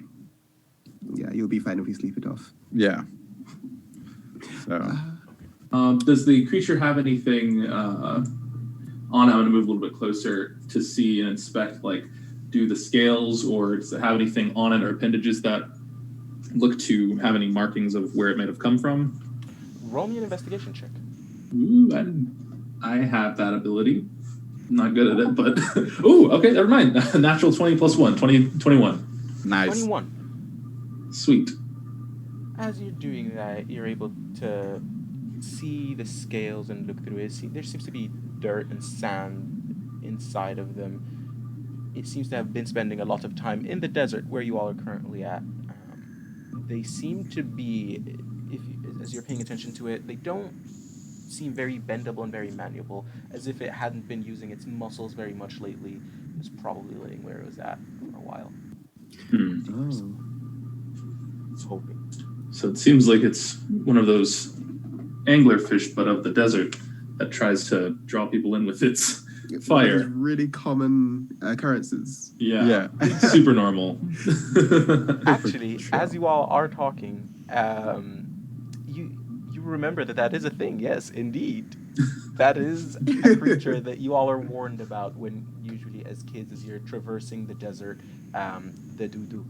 Never approach an open fire without people on it. Leave it alone, or else it will swallow you whole. I'll take Aha. full responsibility for that one. That was my bad. I was thinking about doing that control flame thing a lot earlier, but then I was like, oh, let's get a little bit closer and check it out. And, Let's well, find out. Now I know. Cool. So how far did we get in our travels? You Was all this are about, around like- halfway there at this point. Okay. So you are wanting to go ahead and take that long rest that you had mentioned earlier. You can go ahead and do that. How are we feeling? Should we go ahead? We should probably rest up because our time frame hasn't changed and we didn't waste too much time here. So Yeah. it's almost like what we should do is build a real fire on top of this thing's body to prove a damn point and camp out here. That's Yeah. metal as AF. Oh, that's awesome. Yeah. Not today. Yeah, Umbra's just like, bro, I'm so tired. Oh, by the way, Vale, and Umbra puts out his ring for a fist bump. Do you mind sparing a guiding bolt? I high five your fist and was like, Cool. Straight up turkey. Yeah, sure thing. Does it matter what spell level? So I need a level 1 spell. I can do up to 5 levels of spell, but there are 2 level 2 spells I keep on hand. Okay. So I've empty slot, and I only have level 2 spells and a cantrip, so there's always room for 1 more. And I was taking a look at your spells, and yeah, guiding bolt would be helpful. Yeah, no problem. I'll cast a guiding bolt into that. I'll hold my little cat medallion necklace. And as it sort of like glows and suffuses, I'll just like, okay, be careful. If it hits you, that is not my fault. Keep that in mind. And we're about to rest, right? Yeah. All right, cool. Umbra immediately turns around and punches the corpse with guiding bolt. It's for biting me. No, it's not moving, so it's sitting there, and you're able to find a weak spot relatively. Make him roll for it. I'm curious. I'm curious go to for see. it. Let's see you roll. It is okay. So guiding bolt is Get that one. Get that one. make a ranged spell attack. Okay. We'll have to see. Do I have the ability to? What is my spell modifier then? Because I don't have any cast spells that deal damage. So you know what? Here. Do you want to just copy what yeah, Veils just would be? use Because what Veils they have. gave you the +7. spell. Yeah, Vale. What is your spell modifier? Oh, you have a +7 to things. Yeah. Nice. Okay, cool. So I'll just roll a d20 and add 7. I'm gonna So roll an a 8. Okay, so that is a 25 to hit. That hits the dead corpse, yes. And that deals 4d6 of radiant damage, Oh so I my can God. start the fire. I can start the fire with that. So, you hit on the inside of it, where its mouth is, where it's been lit before, and as you throw your fist out, it hits right at the roof of it, and the spark, just one small spark, falls down on its tongue, and the tongue just bursts into flames. You have a fire now, inside of Cool. a dead body. Oof. Umbra holds his fist out again. He's like, all right, you want to recharge that for tomorrow? Well, I don't want you aiming that at me. So, also, Vale is a tiny bit salty that you did better with that than she did. So, She said, nah, Holmes.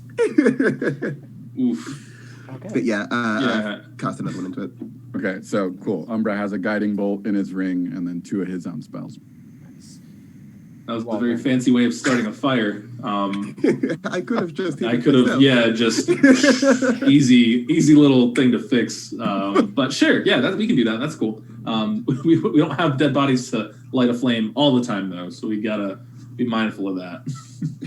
All right, I'll keep that in mind. I'll take the first watch though if we're doing rounds. Cool. Okay.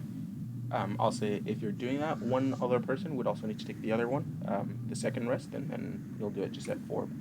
Okay, I might as well take the second one. Cool. Yeah. But, All right, I guess Umbra's just grumpy. You go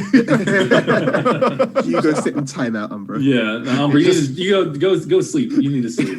He needs a nap.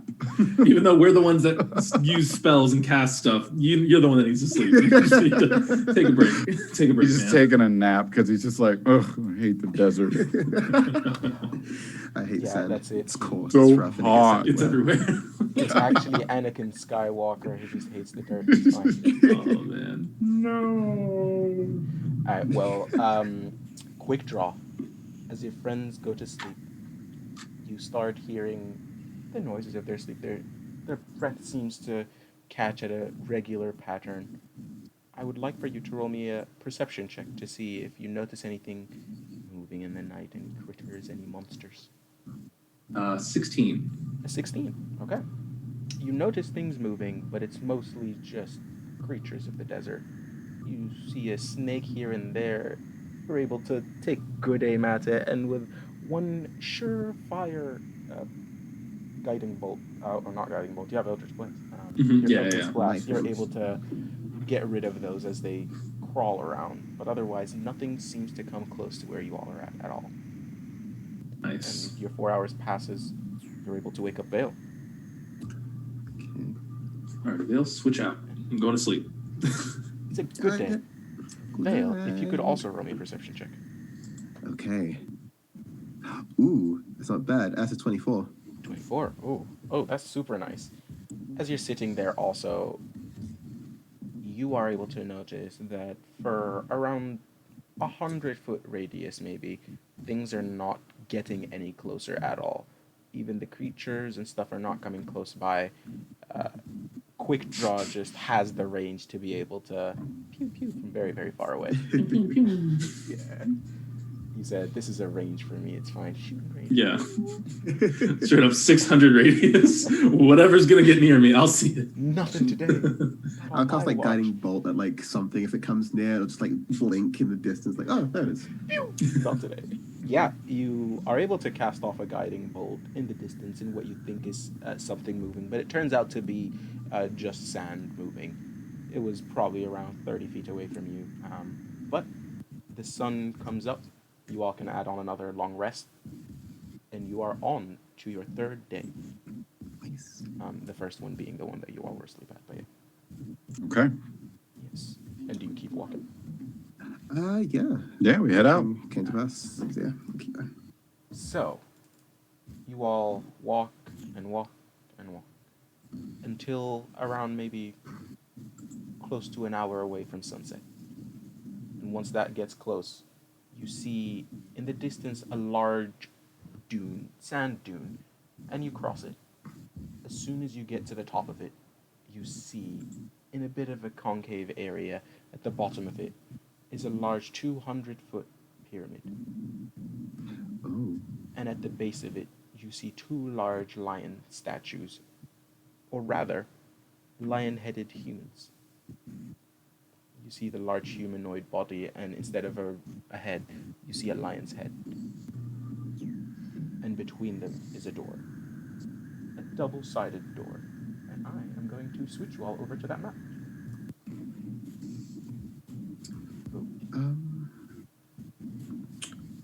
Let's see. What's the range of this? You all are at the top of this map. It should mostly be dark. Yeah. Yeah, I see it. I'm our friends to be able to see that. Are the lion-headed statues? They're either side of us now. Or are they Yes. still? Could I go up to one and cast Identify really quickly? Yes, you can. And as you do, there doesn't seem to be anything magical about them. Just making sure. Decorative. But as you all come closer, and I'll say, Vale, you walked up to the statue, so you were able to be the first one on there. You notice that there is writing on top of the door. On the outside, it says, in Arabic, it says, دخل القشة ما قال كشة. But for you all, you are able to read that, and it says, what goes into the grass without rustling a sound?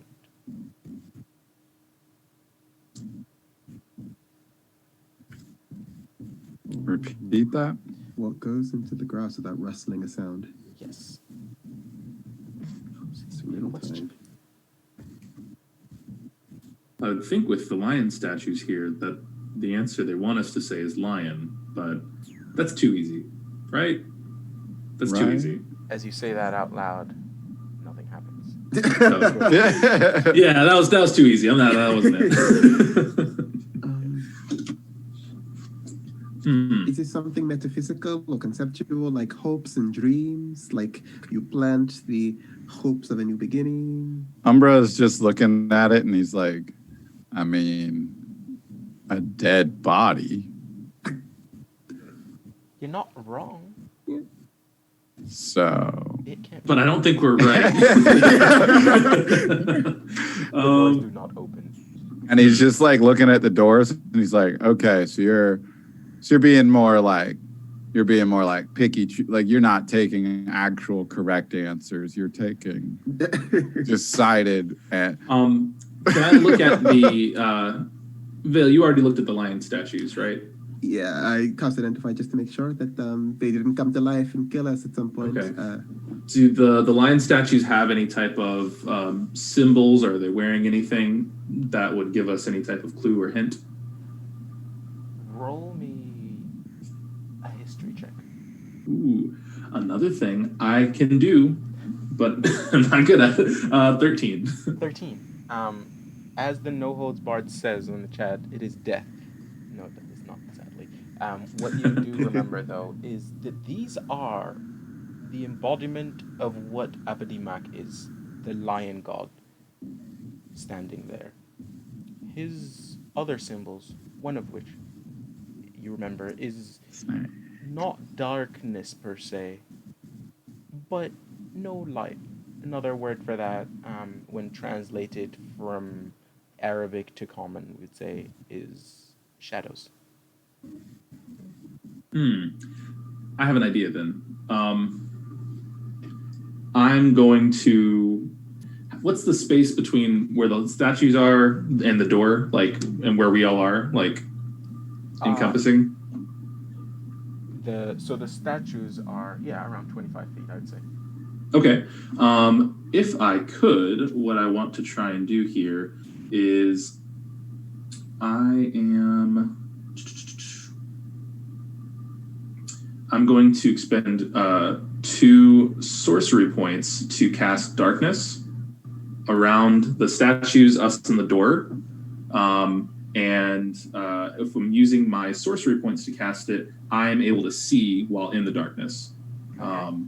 And I want to see if the door, if like the words that are written on the door, the statues or anything like that, changes when they're in darkness. Roll me an investigation check. Cool. Again, here we go.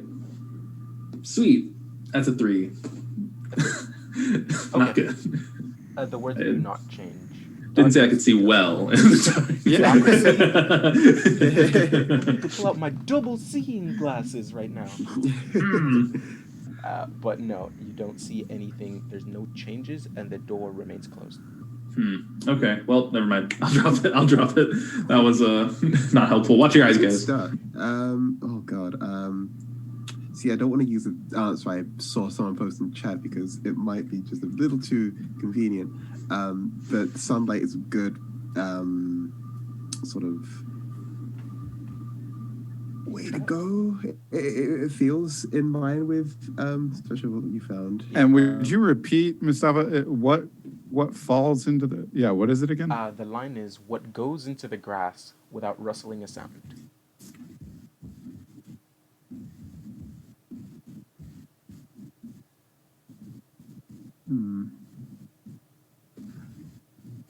And as you mentioned sunlight, nothing does happen. Okay. So we're in the darkness right now. Is it encompassing all of us? I believe Quick Draw dropped it afterwards. Yeah, I dropped it because it wasn't.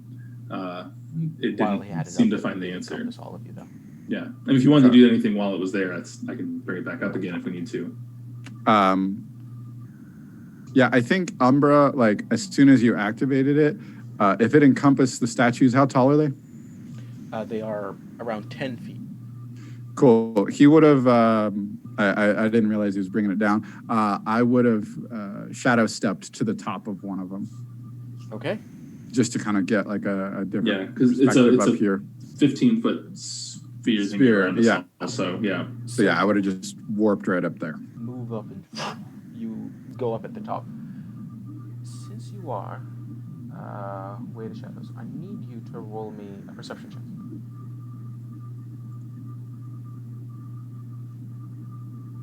And that is going to be...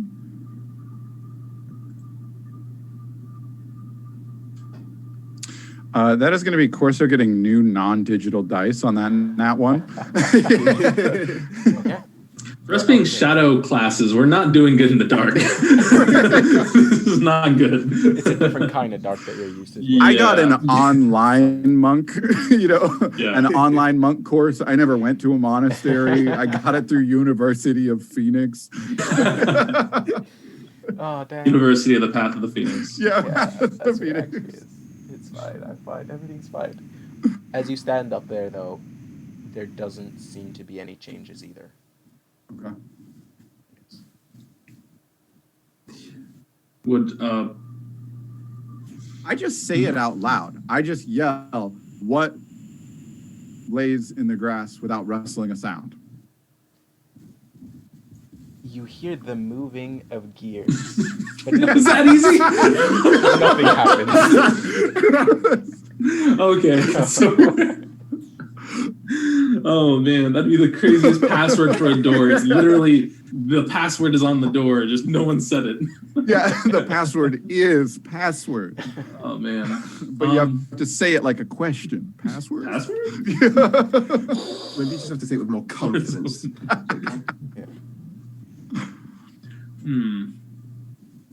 Okay. Well, I will has say, any of us... if Umbra, you could roll me a history check as well. Yeah. I have a +0, so let's find out how the roll does naturally. That's a 15. A 15. It's much better than what Quick Draw had done, but it's fine. You do remember this riddle, specifically being Way of the Shadows. The answer to that is shadows. That is one of Okay, the... so I just say shadows out loud. This time you do hear the moving of gears again, and it starts to open. You see up ahead of you a room.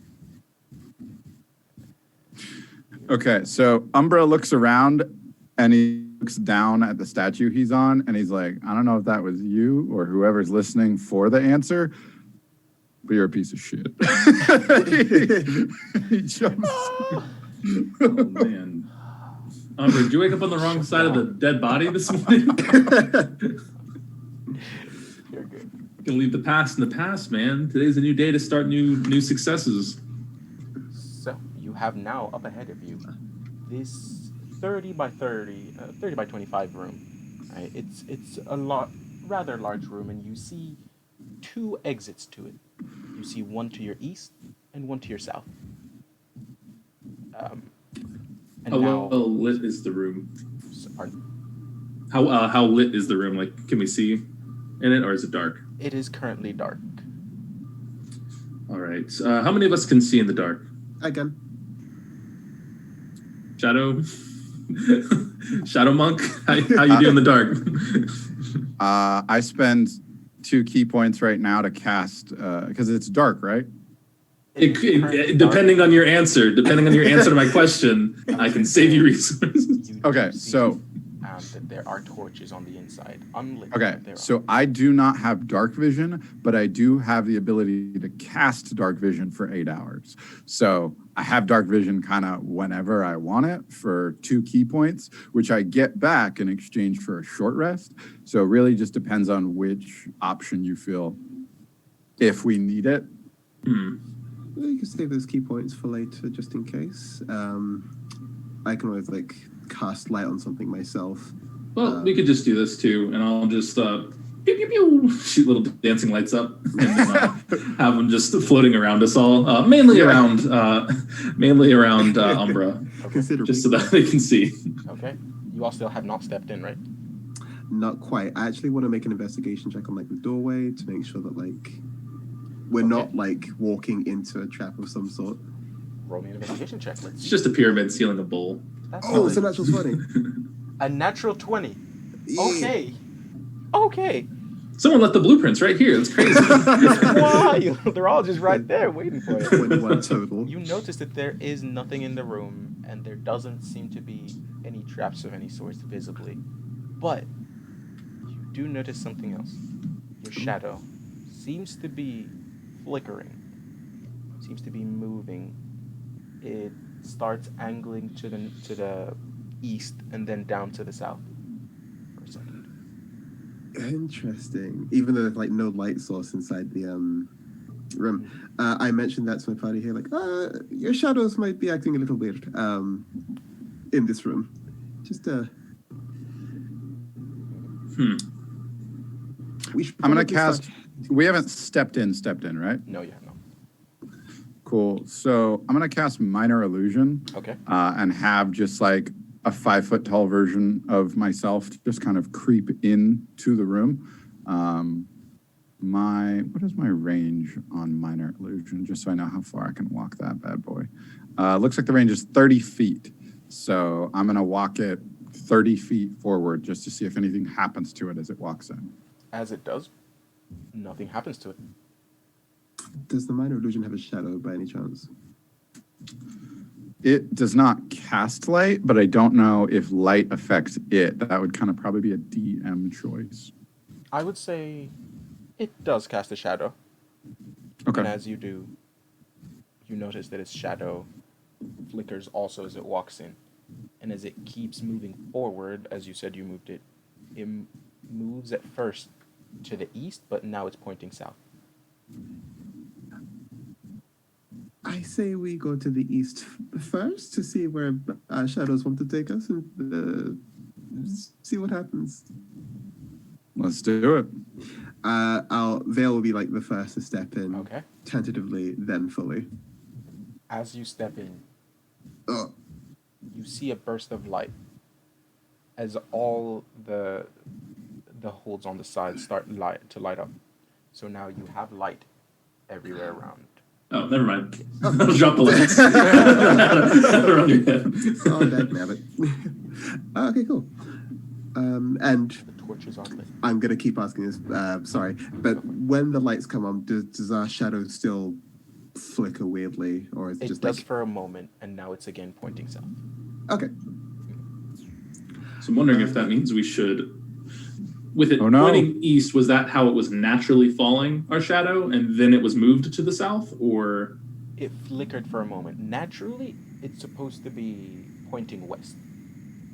Okay, so this could be some form of directions, or shadows are telling us something. So we could maybe take the path to the east, then travel south if there is a southern path from there, and see where our shadows say. That is what I was considering doing. If everybody Or we just do the opposite. You know, sometimes I feel like I've maybe heard stories that could be misleading. Can I think of any stories that I may have been told regarding my shadow, similar to how we had with the fire? To know if anything like that.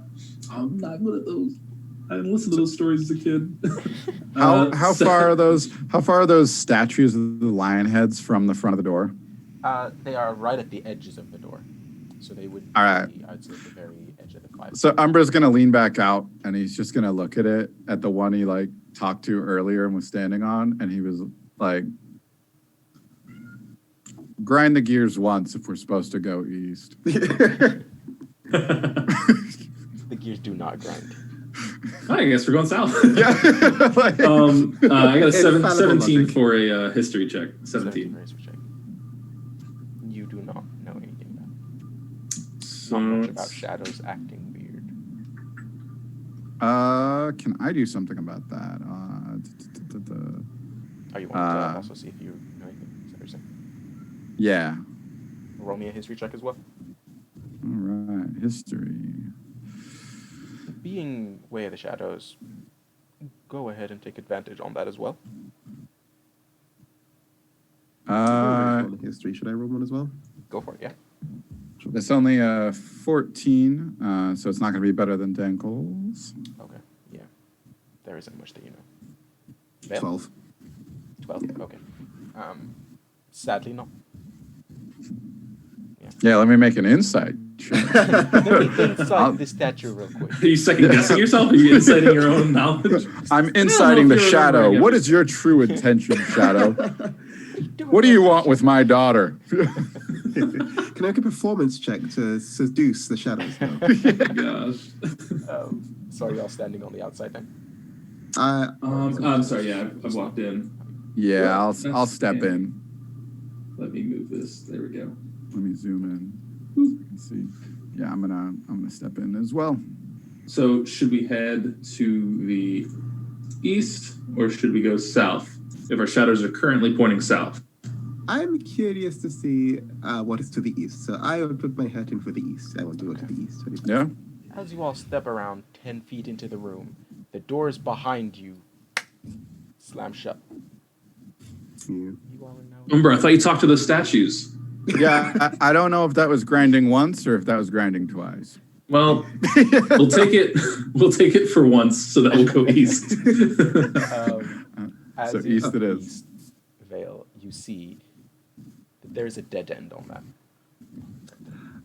I want to go up to the ball to the very south and make a perception check to see if there's anything funky about it. Okay, roll me a perception check. It's going to be another nat 20, I bet. Here's But but it the rest is of the story. A natural 40. I don't know how my dice got that high, but yeah, it worked. it is a 21. 21. Okay. There is nothing there. Your shadow, however, now seems to be pointing west. West. Okay, so let me get this straight real quick. As far as we're looking at this map, where we were standing was north. Like basically, we're looking at the actual cardinal direction is north, south, east, west. Yeah. Okay, cool. Up top is north. Right of the map is east, left, and so on. Okay, so it is now pointing west. Yes. So back to the room where you just came from. Okay. As you step back there, Umbra, it points now to the south. All right. Well, I'm going to start just following my shadow, Yeah. and I'm going to take it south. Okay. In the middle. This is what you see now. You see another corridor. There we go. You see that it's pointing now to the west. All right. So I walk in between the two.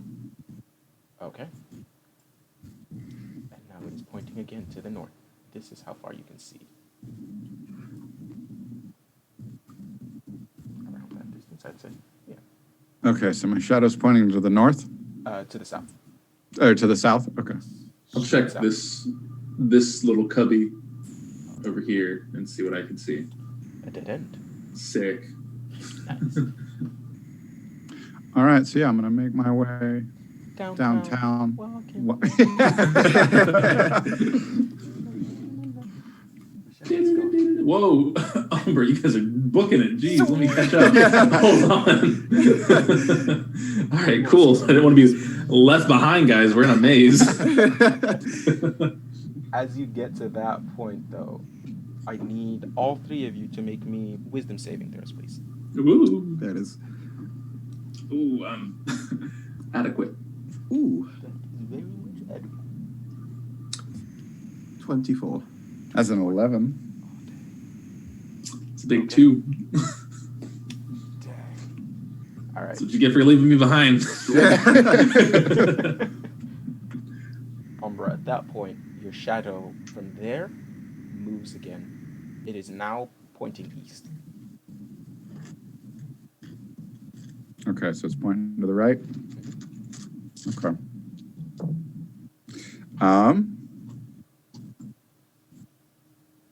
I wouldn't have noticed anything, so I myself technically would still just be following my shadow.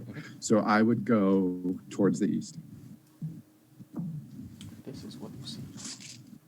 You see another corridor that seems to turn. Oh, dang, I realized I didn't move the map for everyone.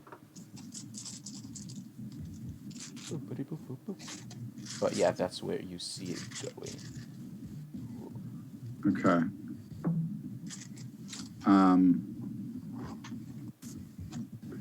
I will want to do one perception check to check everyone else's shadows. Roll me a perception check then. I'm going to do that with a real die.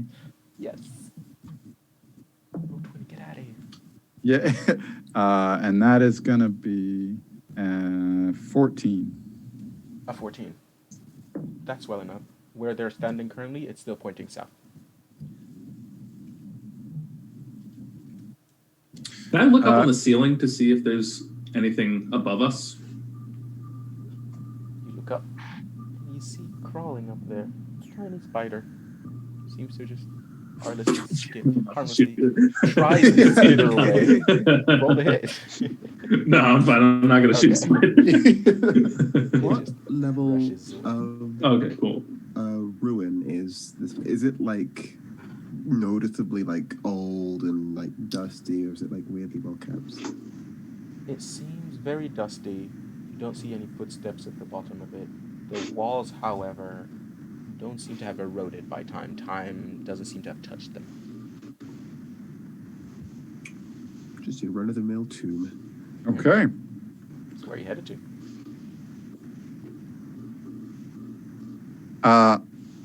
Hey, Move up. why don't you two come here real quick? And I want to see what their shadows do. Because I'm stepping one step into the east. I want to see what their shadows do when they come near me.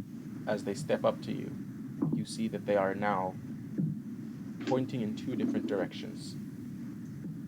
You see that Quick Draws is pointing to the east as well, whereas Veils is pointing to the west.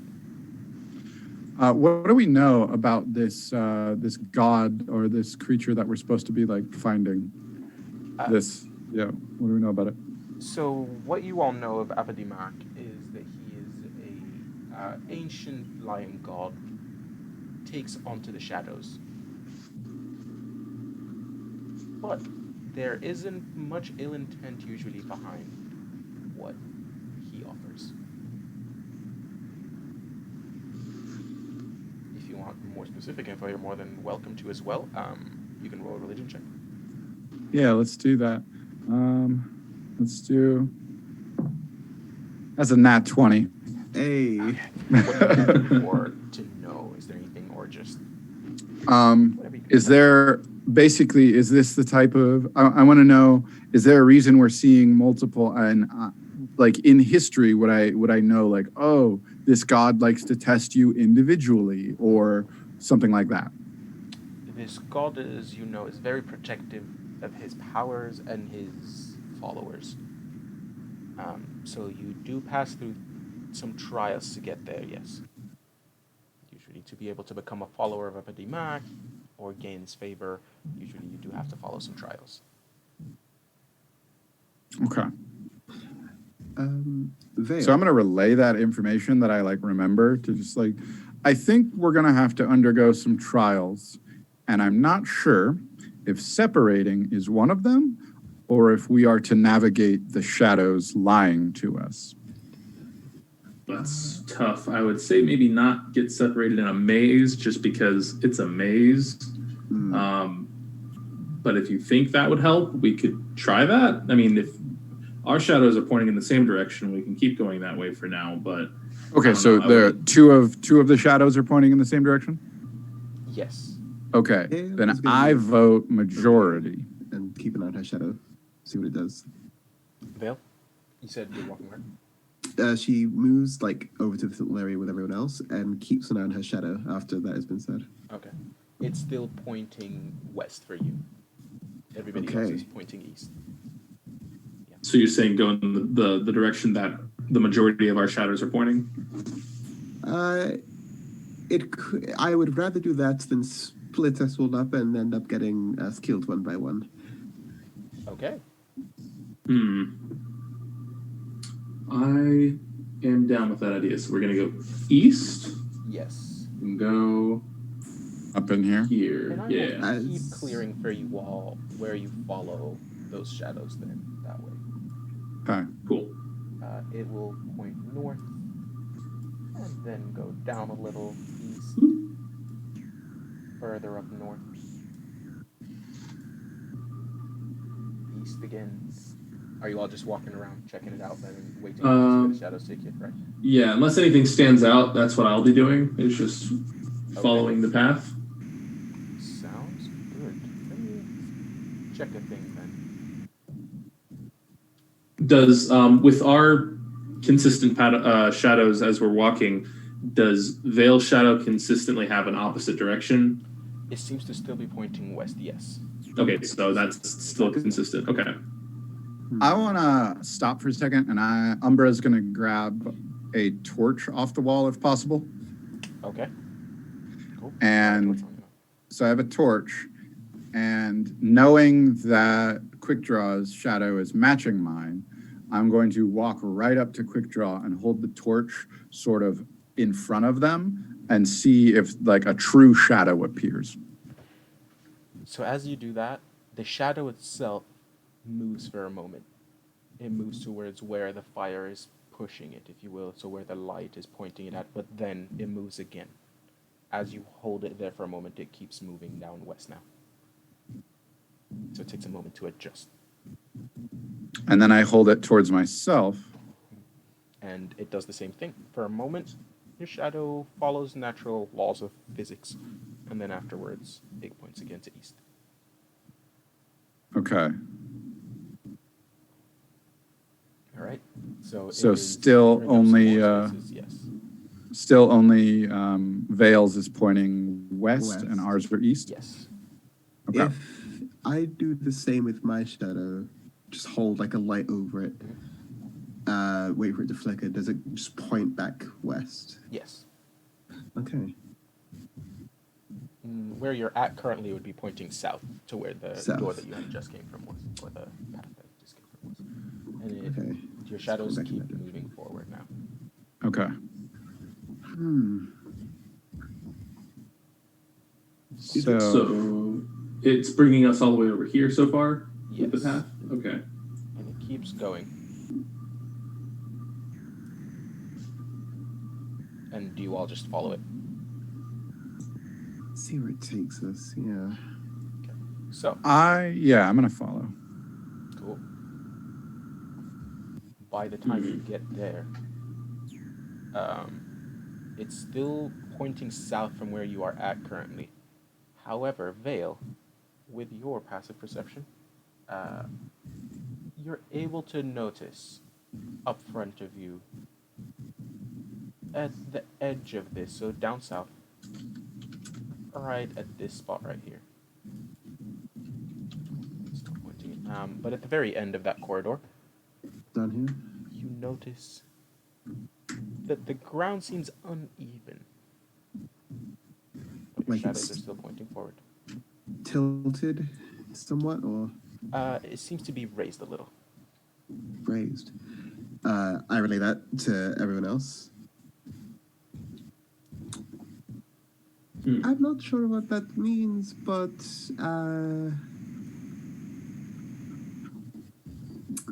we might be having to go up a little bit later. So is it raised like a platform going up, like if it were to try and like maybe go It's raise us just to a higher tiny bit higher, maybe a centimeter, just part of an inch.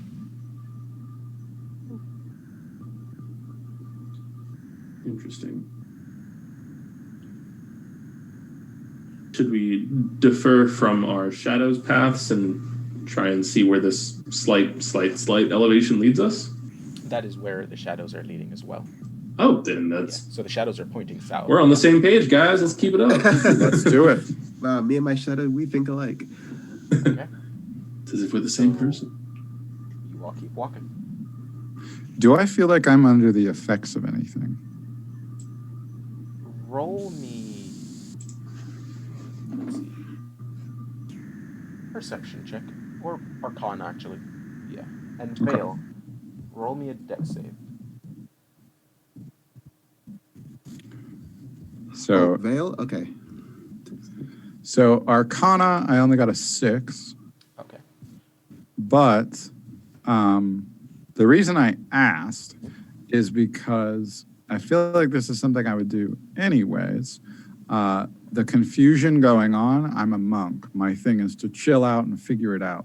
So I would use stillness of mind. Okay. And I can use an action to end the effect, one effect, causing me to be charmed or frightened. And so I just try and clear my mind and see if anything lifts. So, And you do calm your breath. You're able to think a little more clearly just because you've been walking all day and it's been a very tiring trip. But otherwise, as you look down, your shadows are still pointing in the same directions they were before. okay. Vale, what was your dex again? 13. A 13. As you step there, the ground there seems to just disappear as it just goes down, and now you are left with nothing but open air underneath you, and you fall. You fall down to a pit 5, 10, 15, Oh, what a 20 feet believer. below. And you take 10 points of bludgeoning damage as you fall down. Ow. And Ooh. you all on the outside, Uh, Umbra and Quick Draw, you see the ground disappear and fall as your friend follows it down. Vale, are you okay? Sprained ankle, but I'll be fine. Do you need help out of there? Is there anything else in the pit with me? Is it possible for me to climb up at all? Currently, there isn't anything else with you. You are more than welcome to try and climb. You can roll me in athletics or acrobatics check. Your choice. Ooh. Well, hold on. I may be able to get myself out real quickly. All right, acrobatics. That would be. Ooh, that was almost a 15. That's 12. At 12? Okay. You start climbing. By the time you get to around 5 feet, you do slip and fall down. You don't take any damage, but you have lost grasp. Oh, okay. I might need a little bit of help. To How far carry. down is this thing? It's 20 feet. 20 feet? Yes. Okay, cool. What is it looking like? It's looking like a Lighting sharp edge. wise down here. Oh, lighting. Yeah, You're how's the still lighting right in the where area? you're at. By the time you get to the edge of the pit, it's getting to a dim lighting point. All right, cool. So I look down and I just there's no spikes or anything. It's just flat. Let me check. I can dancing lights just disco down the hole and Cool. see light the thing up for you as you go down. Cool. Do we see anything down there? There isn't anything at all. Just the Cool. remnants of the ground. You do see on the edges the part where it had been resting and waiting for something to step on it to fall down. Oh. Okay, cool. So I am going to so I'm just going to jump down. Okay. And I've got slow fall to reduce fall damage by up to 50. Yes. So I assume it's fine. No damage. So I jump down there and I'm like, all right, well, let's get out of here. And based on this, I want to shadow step the two of us up to the ledge. I assume that's the farthest the darkness will reach before we start actually having the torches lighting things. Yes. So you're able to get there. Okay, so we shadow step to hanging on the ledge. So I warn Vale about what we're about to do. So And Vale is all cool getting out of here. So as you get there, I need both of you to roll me just strength checks to try and pull yourself up from the ledge. Oh, Cool. yikes. Okay. that seems, I would help, but I think I would do more harm than. it's a 14. 14 as well for me. Okay, you're able to both pull yourselves well. It's not too bad. You're used to some physical labor, and you pull yourself off, and you're good to go. Cool. By the time you get up, though, specifically, I would say noticing, let's see, Umbra. By the time you get up, you look at your shadow, and it is pointing back west now. Is that the same direction as Byron? Yes. Yeah. All three shadows are now pointed in the same direction. Ah. It would appear we were tricked for the most part. Okay. So I have a feeling this is part of the test, is whether or not we can trust shadows, seeing as this is a shadow god. And so we're all three pointing the same direction now? Yep. Okay.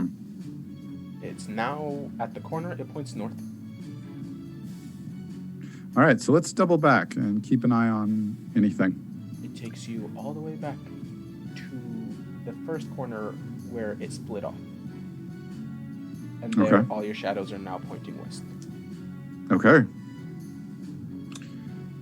Before you step into the next room, could I make a perception check just to make sure that, like, everything is above board? No more. Like the floor. Make sure the floor. Yeah. Can I just make sure the floor exists? Yeah. Roll me a perception check. Oh god, is that a 3 or an 8? I can't see that. That's a 10 total. Nice. Everything seems good so far. All your shadows are again pointing west together, and the ground seems to be even. Okay. I'm gonna take the first step into here. I'll use my body as the crash test dummy. Nothing happens. Maybe the person who's good with falling might be good to lead. I'm just so curious as to what this devil might hold. Yeah, so I'm cool with leading now that it seems my shadow's in the same kind of situation as them. So I'll go where it points. Okay. And I will keep pointing you to where it's at if you are following your shadows. Yeah. Keep going. It's pointing west, and by the time you hit that wall, it points north again, down to west,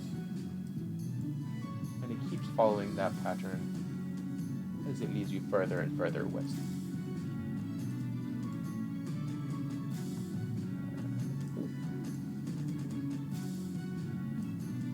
And all this time, our shadows are in the same direction as well. Yes. Or I'm usually going the same way. Okay.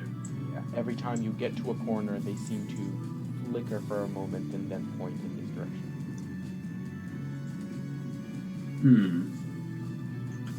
How close are? How close are you? I was thinking to see with how close we were to the door, because it seems like so far with the size and scale of this pyramid, we're still relatively close to just one side of it. Yes. We haven't gotten anywhere near to the center. Well, you're past the center, I would say. Okay. If you, the edges of the map will show you where it's at. You're generally around close to the edge now, to the west edge. Gotcha. Okay. I think Dankles meant like the center. Oh, the center. Oh, yeah, middle. Sorry. Yeah, Yes, that makes you more are sense. quite far from that at the moment. Yeah. So I'm thinking it could either be we're getting skirted around by our shadows, and if they lead us to another trick, we might need to not rely on our shadows, Disobey but try them. to, yes. Well, in the opposite Disobey them. direction of them. This could, in opposite effect, make the god angry, but at least we'd know and get a response from him. So By the time you get to that point, though, all three of you, I would like for you to get another wisdom saving throw, please and thank you. Ooh, I'm good at those. JK. Oh, wait, maybe I am. 18. So close to being good. 12. Umbra? 10. 10. Okay. So you get to that point, and your shadows are now pointing south. Is there a physical or sort of like mental effect that we feel when we make those saves, or is it just sort of like in passing? As you walk through, you are starting to get used to the feeling of your shadows moving, as if by their own. You can feel a tingling sensation as it does that, just in the back of your mind as your shadows move off to the other direction. This is the same direction as that, or the same feeling as that. Okay. So, but did I technically feel anything slightly different? Did it feel like what we did when they split earlier? Yes. So I look over at the two of them as soon as I feel that, and I shadow step to one of their shadows, like that's being cast. I just shadow step to that. Okay. You are able to. Cool. To pop right back out there. Whoa, really close. Yeah. Personal space, man. And I immediately look at my shadow to see. And your shadow, when you step back, is now pointing west. So all of them are currently pointing west. If you're thinking a little further back. Because I would say you moved up here, and now they're all pointing east. Okay. So should we keep going to the path that was given? So currently, I would say when the three of you get up there, your shadows do split again. Once again. Fun. Yeah, quick draw. Yours is pointing north. Everybody else, yours is pointing south. Let's go north. I think that's a good idea. I have a feeling about this. Yeah. Last time we disobeyed quick draws. Okay. Well, it was Vale's last time. It was Vale's, yeah. And then we disobeyed, and then Vale fell. So Okay. You said majority rule, not today. yeah, not today with this one. But Rule. Umber, if you want to lead, we'll keep going. I'll stand next to you in tandem, but with you maybe like a foot or so in front of me. Cool. Okay. And as we're walking, could I keep an eye on the walls and just the ceiling and the floor? Okay. I would say I'll just use your passive perception for that as you're walking through, unless you want to do a more vigilant look through. I'm happy with passive for now. Okay. Cool. You all keep walking, and it leads you down south now, leading you more to the heart of where the pyramid is. Okay.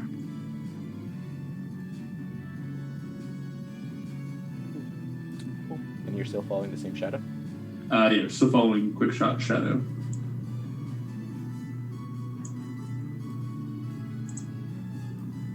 But Umbra is leading. Correct. Umber said, I'm gonna go first, but Now go that way. Now go that way. Yeah. it's like a GPS. But it's just turn left. No, you missed it. Your other left. Turn. We're passing it. Now we've got to suck. Oh, now I gotta wait for the next exit. Okay.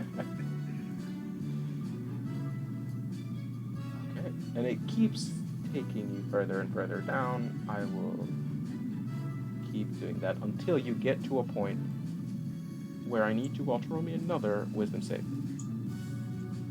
Cool. Which is right there. 5. Nice. Not good. I got a 14. Oh, okay. This is a 19. Cool. I think as long as one of us get it. That is the hope. You get there, and I should write better. It's fine. You said 14, 19, 5. Umbra and Vale, both of yours are now pointing south. quick draw. Yours is pointing north. Shall we continue to head south? I think. Do I get any weird feelings from where we walked to where we started to have to make that save? Was there anything on the ground or on the walls that had us passing through something? There wasn't. Nothing like that. Okay. It seemed physically the same. Okay. Yeah. We'll change it up and switch, and we'll go south now. Okay. So we'll go against it and follow Umbra's or Vale's shadow. Alright. Okay. You're following down south then? Whoa. Zoom! And you're shadow stepping everywhere, man. Yeah. Shadow I could cast in.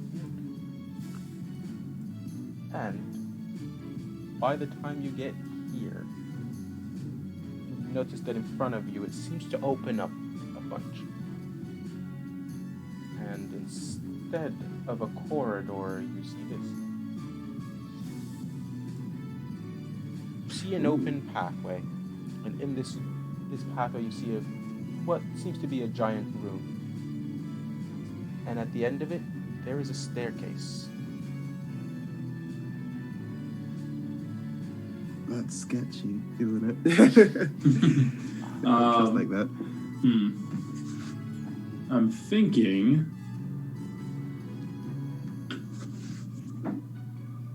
I mean, this is a pyramid. Ideally, we're trying to get to the top. Up True. to the top. There doesn't appear to Stop. be any movement in there at all, does there? There is not, no. All right. Umbra walks in. I'll follow When you walk behind. in, both of y'all's shadows are now pointing west towards the staircase. And the stairs go up. Yes. Cool.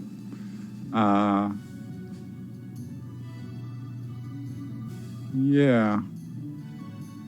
Umbra Ready is to go just. for it? I think we got to go up. All right. Okay. So you go up those stairs. Yep. I'll say Vale also when you get there. Your shadow's still pointing with everybody else now. Okay. You start climbing up those stairs. And you climb and you climb and you climb some more. You climb until you feel like you've went up probably around 100 feet. And you are halfway up the pyramid probably at this point. You find yourself in a small enclosed room. And there you go.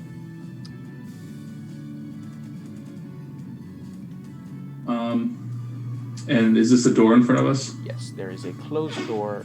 The walls in this room seem to be unmarked, same as before. But there is a door, and it seems to have a handle.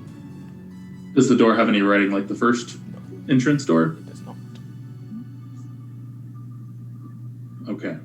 So you can either open this door, then there's going to be a bull behind this, or there are just going to be more shadow walking that we have to do. What are we thinking? If I were to cast Identify, I'd have to touch the door, so if it's magically cursed or whatnot, I would immediately... Maybe, because it's... Where are our shadows pointing? Your shadows, now that you look at it, are acting normal.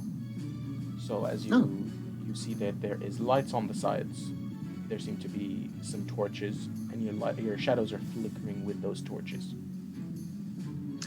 Okay, and these doors that we're looking at, you said they have. There's a handle on them. Yep. Okay. I say we go right for it.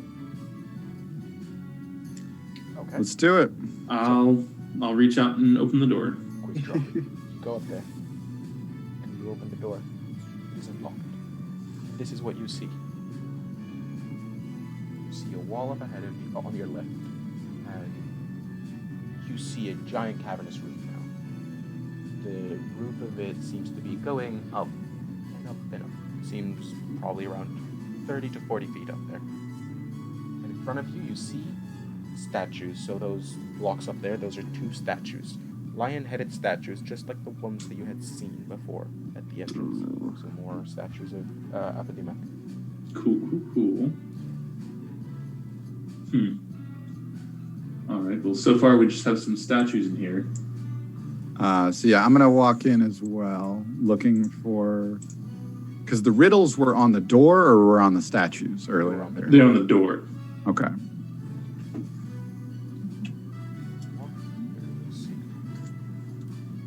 It's also, there seems to be a wall up north right now, but otherwise it opens up to two open spots at the very far east and the very far west. I want to inspect the statues. Perfect. Roll me an investigation check. Cool. That'll be a investigation. That'll be a 16. 16. Okay. The statues seem all to be built of one giant piece of marble.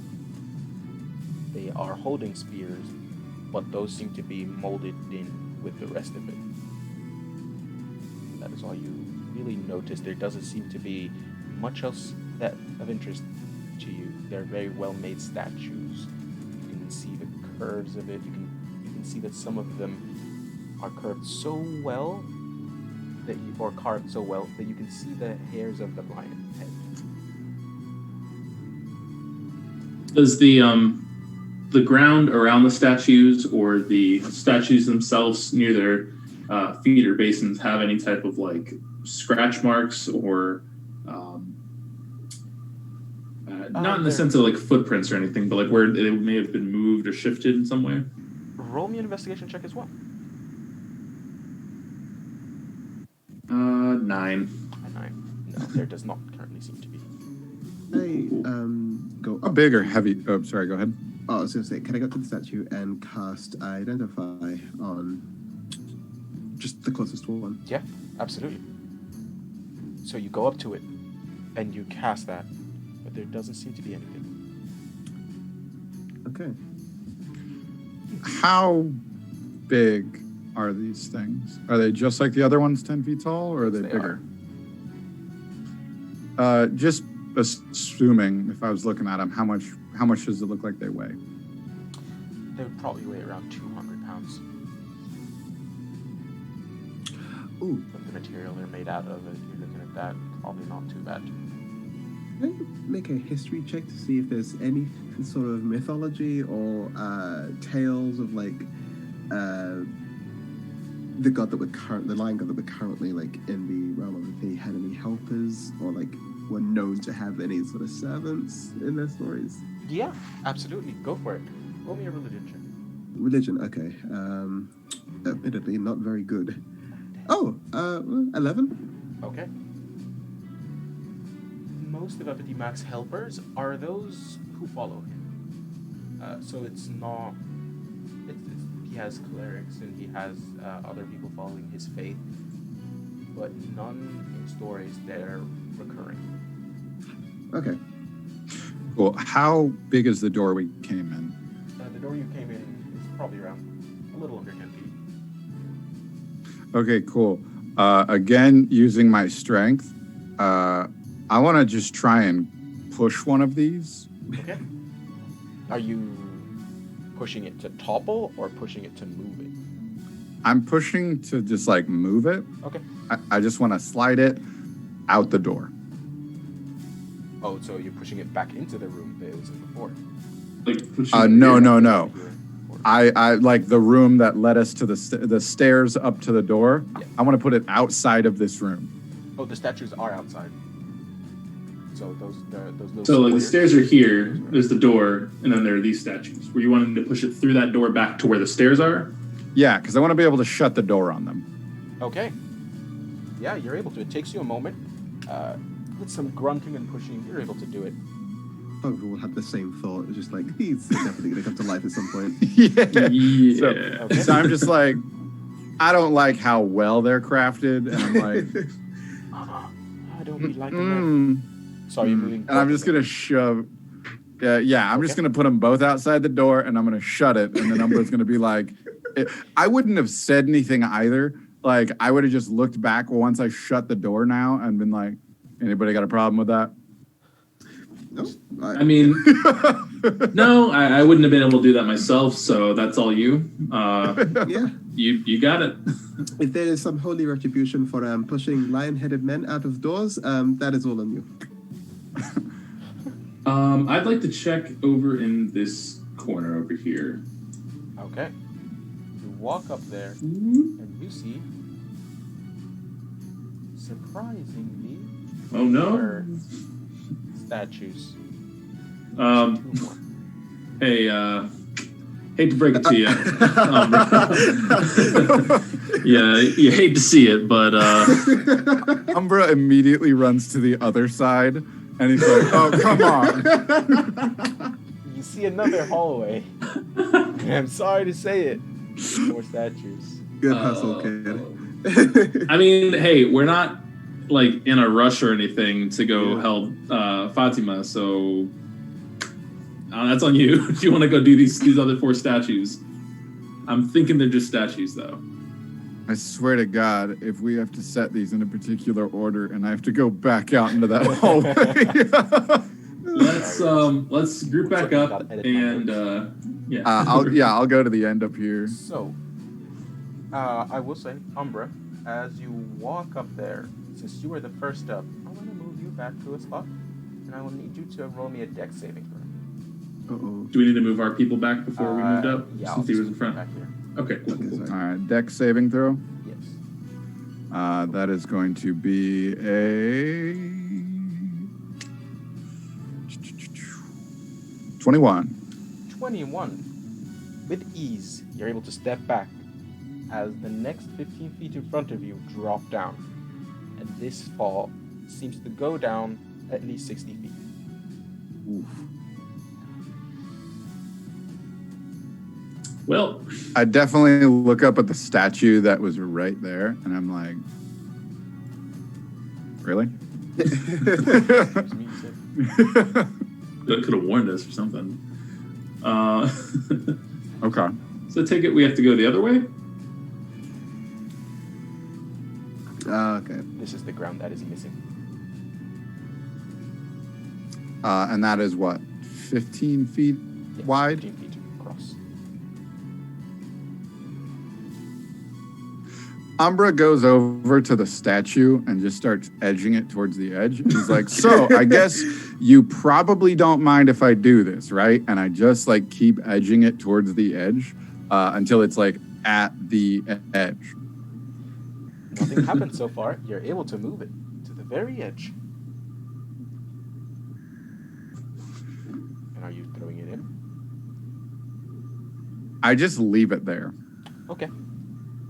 The anticipation. I just want to show you who's boss. That's what I'm saying right here. I'm just checking, like, all right, so you're just gonna let me do this? You're just gonna let me do this? Am I gonna? I feel like we're messing with like the guard outside of like the Queen's palace. Yeah. We're like, Buckingham are you gonna move? Are you gonna move? And they're like, I fucking hate this guy. His hat like doesn't. Yeah, the big giant. Okay, so I'm thinking we go back around to this side. Okay. And just like, if you want to get your quarterstaff and just tap the ground a bit while we're walking, that might be good too. Yeah. Okay. Basically, I'll spend a key point for the dodge action, you know? Okay. I think you can just take the dodge action as like Yeah, you your can do action that as your. as an action, so you don't need to take away your key point. Cool.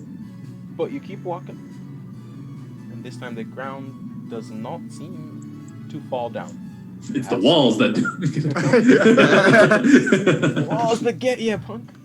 The ceiling has spikes and it's closing in quickly. Get there. Oh no, that's not. I'm already for you. Quick. You see a door to this room in front of you.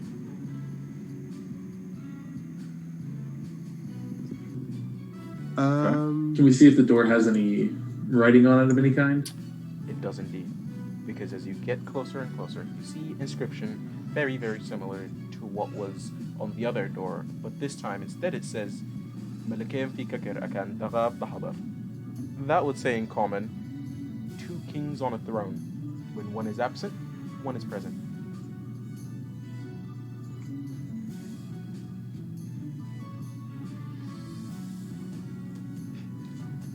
Is that to do with the sun and the moon? As you say that out loud, you hear it click. That was easy. Vale said, what you talking about? I got this. Let's go. Vale, why didn't you? We could have used that on the first door too if you didn't have the planning like that. I get one a day. I get like one super mega brain moment a day, so I got to use it sparingly. I used it now. You're out of luck now, homies. I get one brain cell a day. I regain it on a long rest. Shall we? I'm gonna take a look inside, but not actually go inside it. First of all, is the door open? It is open, yes. Now that you hear that click and you open it, you're able to look on the side and see the mechanism that you were able to unlock. So that was really nice. On the inside, you see a large table at the very middle, large yellow table it seems to be, and around you see a bunch of other smaller ones as well. You see that there are much smaller ones. There's around 10 of them, I believe. Yes, there are 10 other, excluding the original one. So you see 11 different ones, and each one seems to be a different color and just placed on different spots in the room. And these were, you said, tables? They are cinder blocks, if you will, or blocks coming out of the ground that seem to be table height, so you can put stuff on them and stuff like that. But they seem to be made out of the same stone as the rest of the floor. I'll walk up to the yellow table here and see if there's anything on it, like papers or writing symbols. Roll me an investigation check. I keep investigating when I'm not good at it. You said, I'm nosy. 6. It's yellow. There is nothing on there. It's completely empty. Is there, what are the colors that I see? I was about to ask that as well, yeah. You see a few different colors. You see red and blue and green. You see gray ones as well. Okay.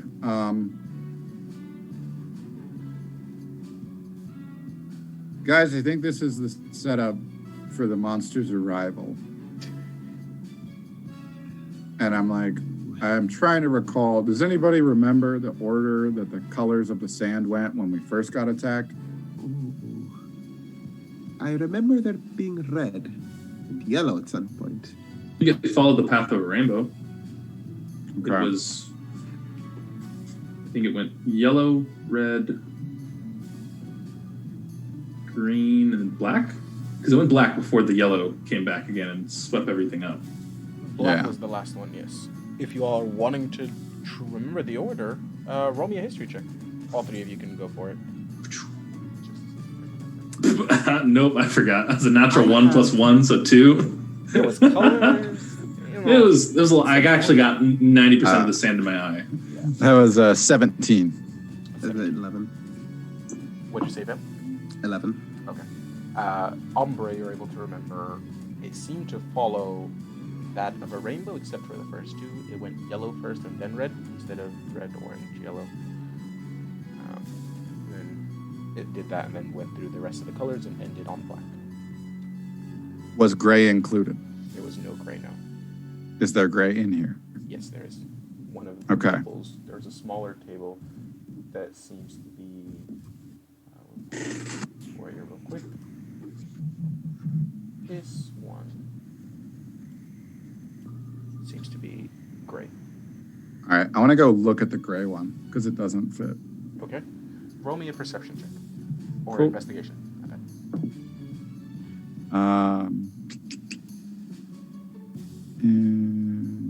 So perception would be, or do you want investigation? Investigation. That'll be 14. 14. You are able to notice that while they're made, the table is made of the same material as the ground, the edges seem to be slightly different at the very bottom of it, as if showing that it can be pressed down. Oh. All right. I'm going to start. Wait. I immediately look around to see if any of the other tables look like they can also be pressed down. All of them can be pressed down. Okay. You look around and you start, now that you know what you're looking for, you find the same groove at the bottom of them. Can the yellow table in the middle also be pressed down? Should we do all but the one that doesn't belong? Or just the one that doesn't belong? I think all except that one in the correct order. So then yellow, red, everything else, except for gray. Yeah, but yellow's the biggest one, which is so maybe strange. Because that feels like... Well, I feel like if anyone were to walk into a puzzle room, they'd want to start with the biggest object there, and then they're like, oh, I'm confused by the smaller stuff. So that would be... Yellow also signifies the start of like the countdown type thing. It might also... Yeah. Okay, and so I want to gather around the big yellow one and say, shall we push it down? Okay. Yeah. You go up and you press it down. As you do, it moves very smoothly, much smoother than what you would think a rock that large would. And as you push it down, it goes halfway through, and then you hear a click as it stands in place. You move your arms, and now it's stuck in that halfway lowered spot. Okay. I suggest we do the order that I remembered of the yellow, red, orange, green, blue, purple, and then add the black in at the end. Okay. So you head on over to the red one. Uh-huh. And as you press it down, you hear the other click as well. When that click goes off, the door behind you shuts. And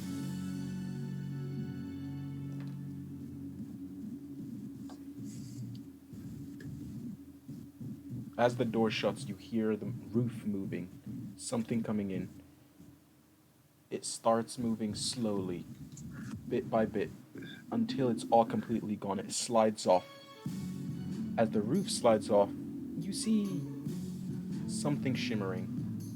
Seems like there's a layer of glass on top of where it was at. And a moment later, you see light coming in, radiantly and blurring down. And as it does, you feel heat coming down on your skin.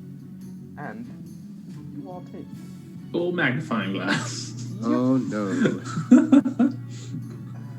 The sun is a deadly laser. We're gonna do roll 20 to make it easier on you.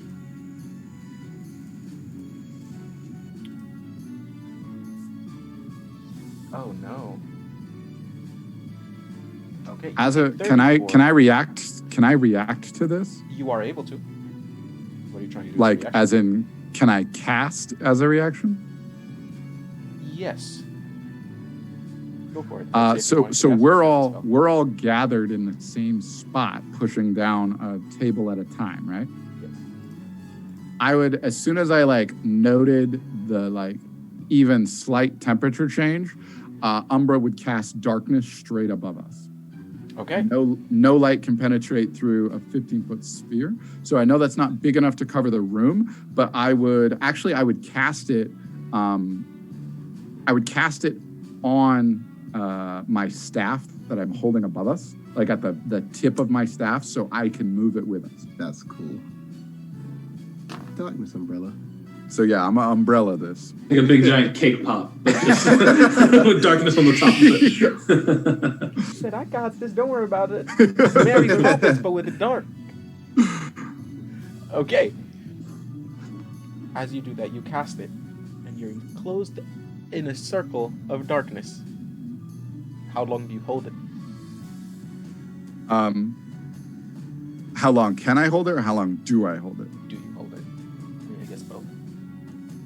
Holding it for the maximum amount then? Or are you dropping it before? I'm gonna hold it so long as it looks like it's really hot out there. So basically, I'll create this above us, and I might reach out to check if I get burned, like reaching out to the. Okay. I'll say you wait for a minute and then you put your hand out, and it seems not warm, not burning, but a little warm, a little toasty, but not too bad. Not worse than the desert outside. Okay. Is that when you drop it? No. Oh, you said not today. I'm wondering if should we try and break this magnifying glass?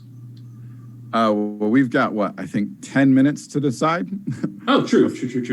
Let's speed run, push the colors, and see what we can do. So if you want to keep holding that, Vale and I can keep pushing them down. So I'm gonna guard us with this. Mary Poppins us. Okay. As you do, you go back to the big yellow one. Is that where you're going, or are you going? Oh, did it reset? Did all of them come back up? I will say you're probably the only person who can look through, because you can look through magical darkness. Yes, it has reset. Okay. Let's start with the gray one, since that's the only one that's out of place. That shouldn't be here. Okay. Let's try that. So we'll push that one and see what happens. All right, so he'll navigate us that way. Yeah, left, right. Your other right. Yeah. Cool. You go and you press again, and it goes down. It goes down to the middle spot and sticks there. Then yellow. Then yellow. As you click yellow again, the big one goes down, and you hear the door slamming shut again. It had opened when you all were under darkness, not necessarily paying attention to it. But this time, as the yellow one gets to the middle spot, it gets sucked down to the ground and disappears. And so does the gray one. And then, moments later, each one of the other circles disappears as well. The ground is now flat. After they go down to they level out with the ground now. Is it still very bright out there? I guess Dangles could see. Yeah, I can step out of the brightness and see how it is, or the darkness. The roof seems to have gone back to its original spot. Yeah, you can drop it. Cool, I drop it.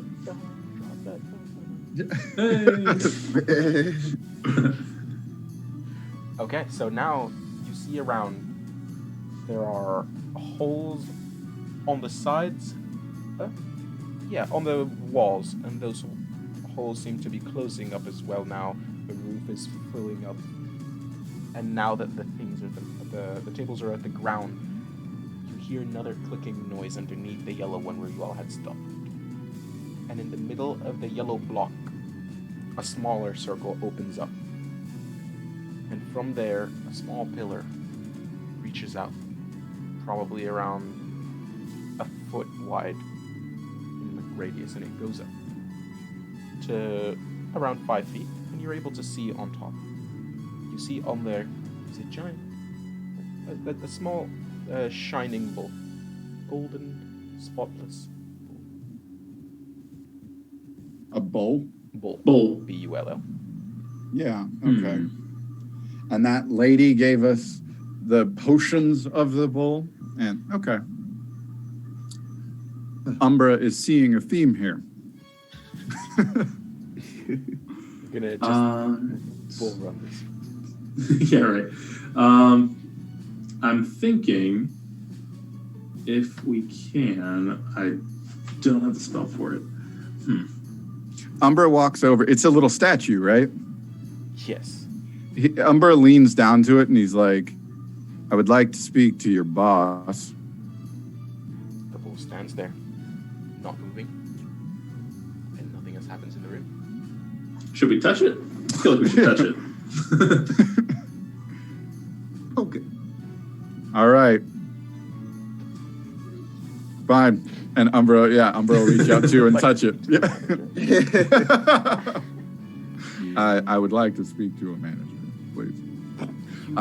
Umbra will touch it. Okay. It is cold to the touch.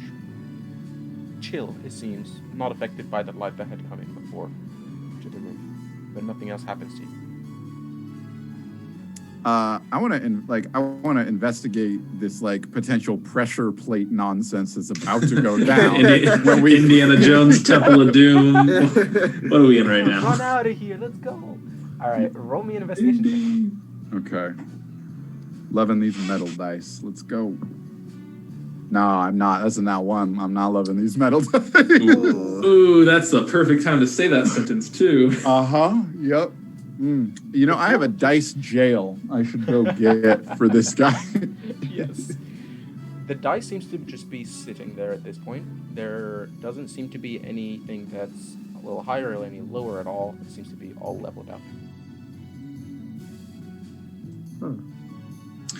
All right. Well, I'm sorry, guys. Umbra did roll a nat 1, so his assumption is it's all good, and he would definitely pick it up. Yeah, that's fine. Yeah, go ahead. Is the door open? The door is open. After the bull comes out, the door seems to swing back open again, yes. Oh, okay. Let's do this. How about I'm gonna go stand outside the door. If you want to go ahead and pick it up after that, go for it. Just to test. I'm curious, and if you feel like it, get ready to tap. Chuck it. Like, just chuck it. Yeet. Either you run or just find a way to get over here. Cool. All right. So yeah.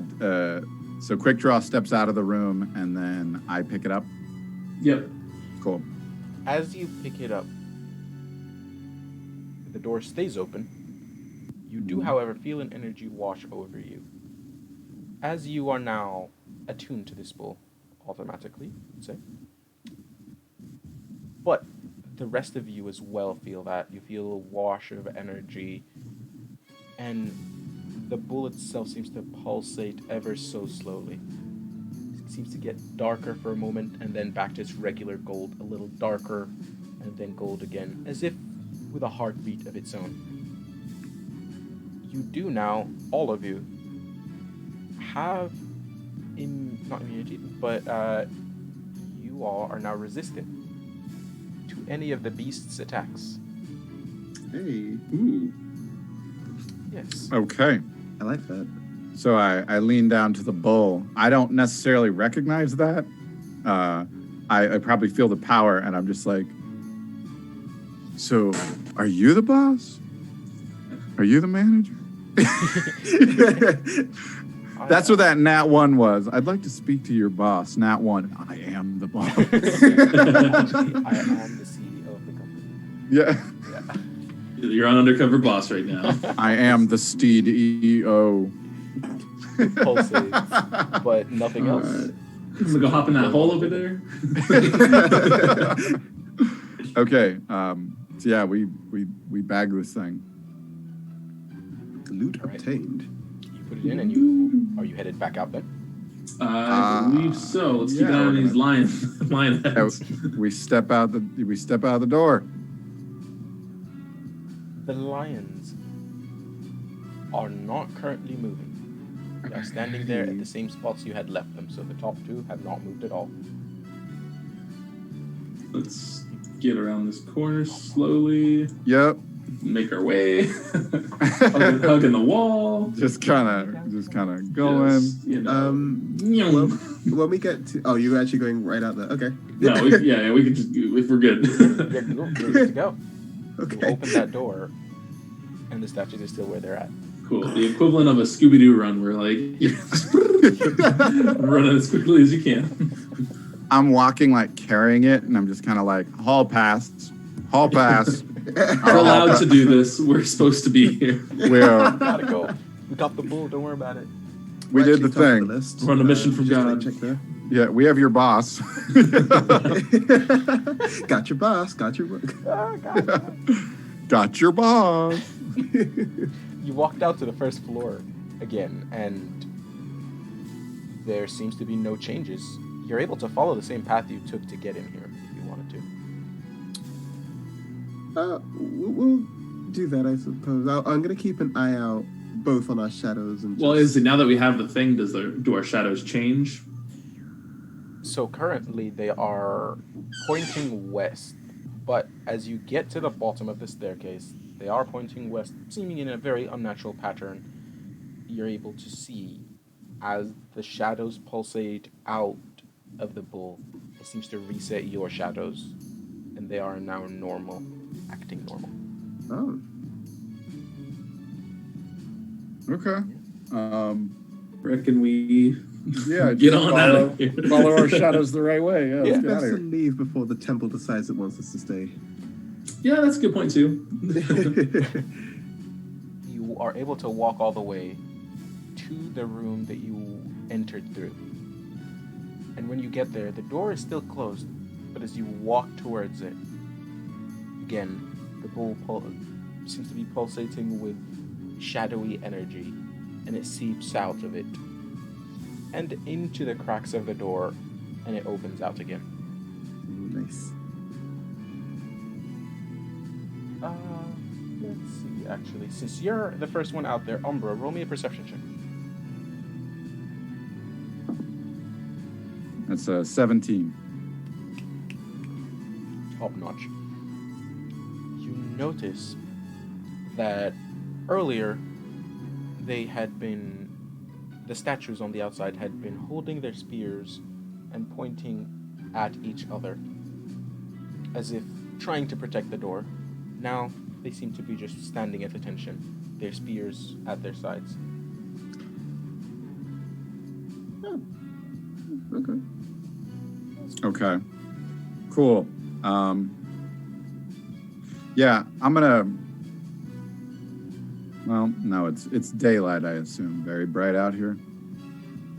At this point, it is probably sunset now. It has set. You all got here around an hour before sunset, and you've spent a couple hours in here. So it is getting close to the end of the day. You all are. Or it is at this point. You all are walking out. It is dark.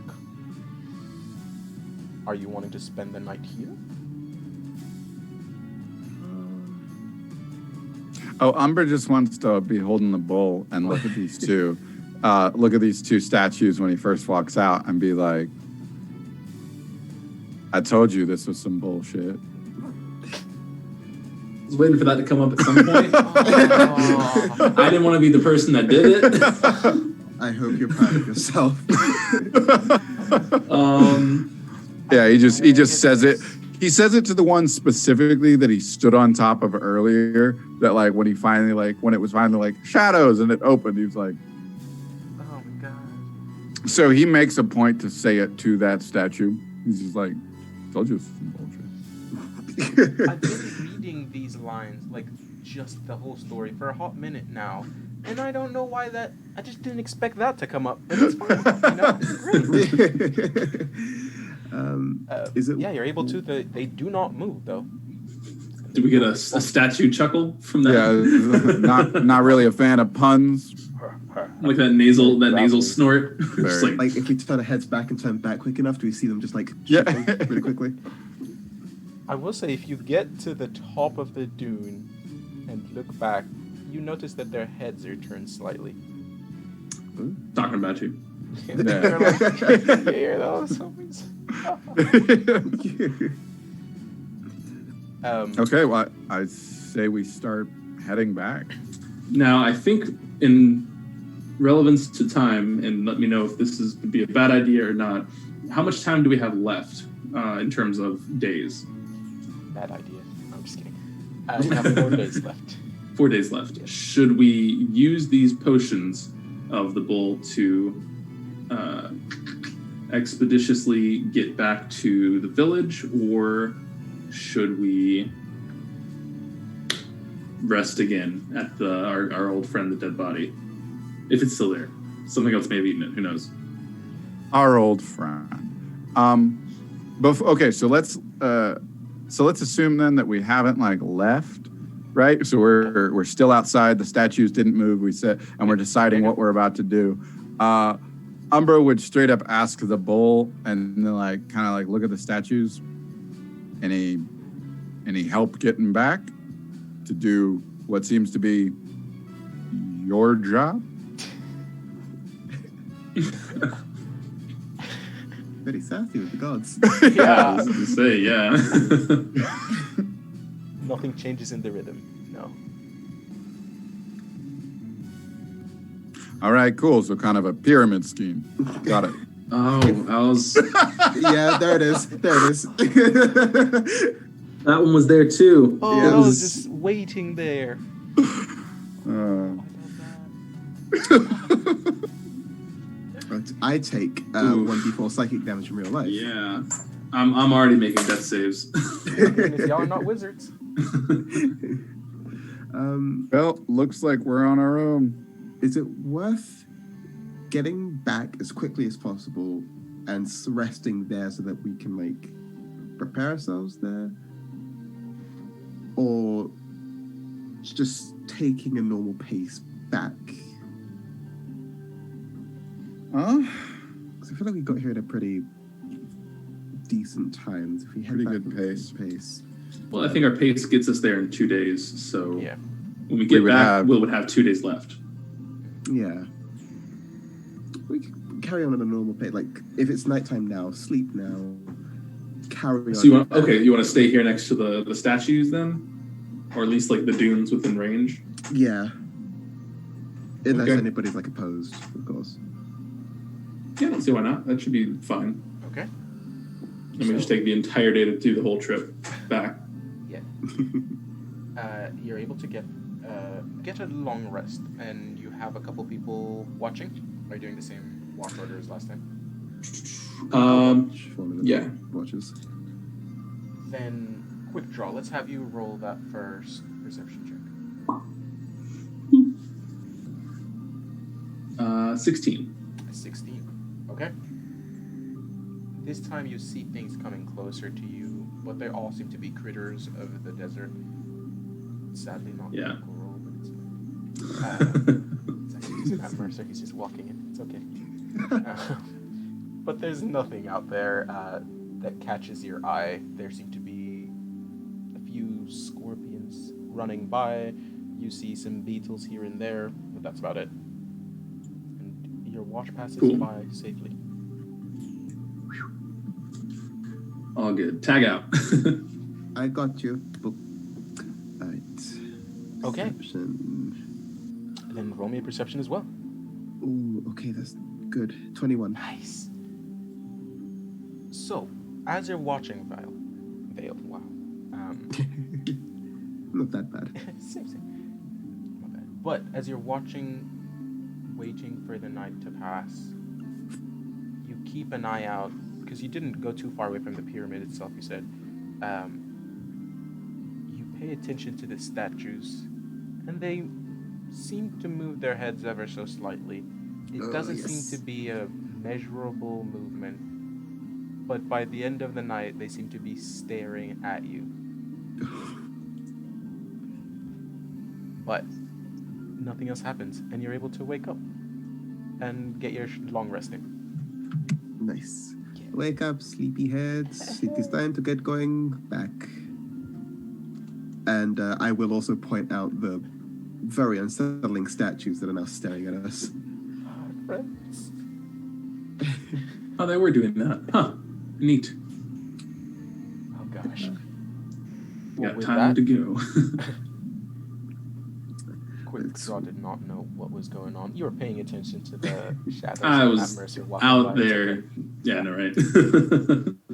That is how your long rest goes, and then you are able to take your day as the sun starts shining down. The hard heat of the desert seems to hit the ground and dissipate some of the coldness that started to collect overnight.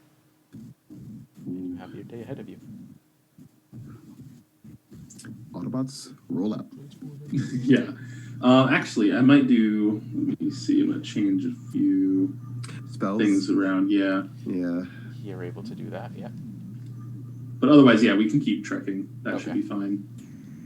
So, you're able to go through, and you get to the body that you had left before. The body seems to now be mangled a little more, eaten a little bit by the wildlife, if you will. Just the animals that have been around, they have been feasting. There seems to be, specifically Quick Draw, you paid more attention to this. There are more creatures closer to that spot now. They seems to have just been afraid to approach before.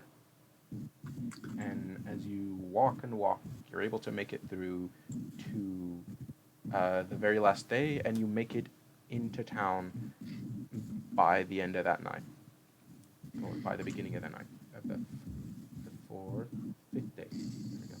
The fifth day of your overall trip. And that is where we're going to take a real quick break, if everyone's okay with that. I'm running out of drinks, so we can get some refreshments and get back here in, let's say, 5 minutes, 5-10 minutes. That sounds Sounds good. good. Coolio. Well, thank you all also very much for tuning in. We will be right back. 5-minute break. Short messages. 5 minutes.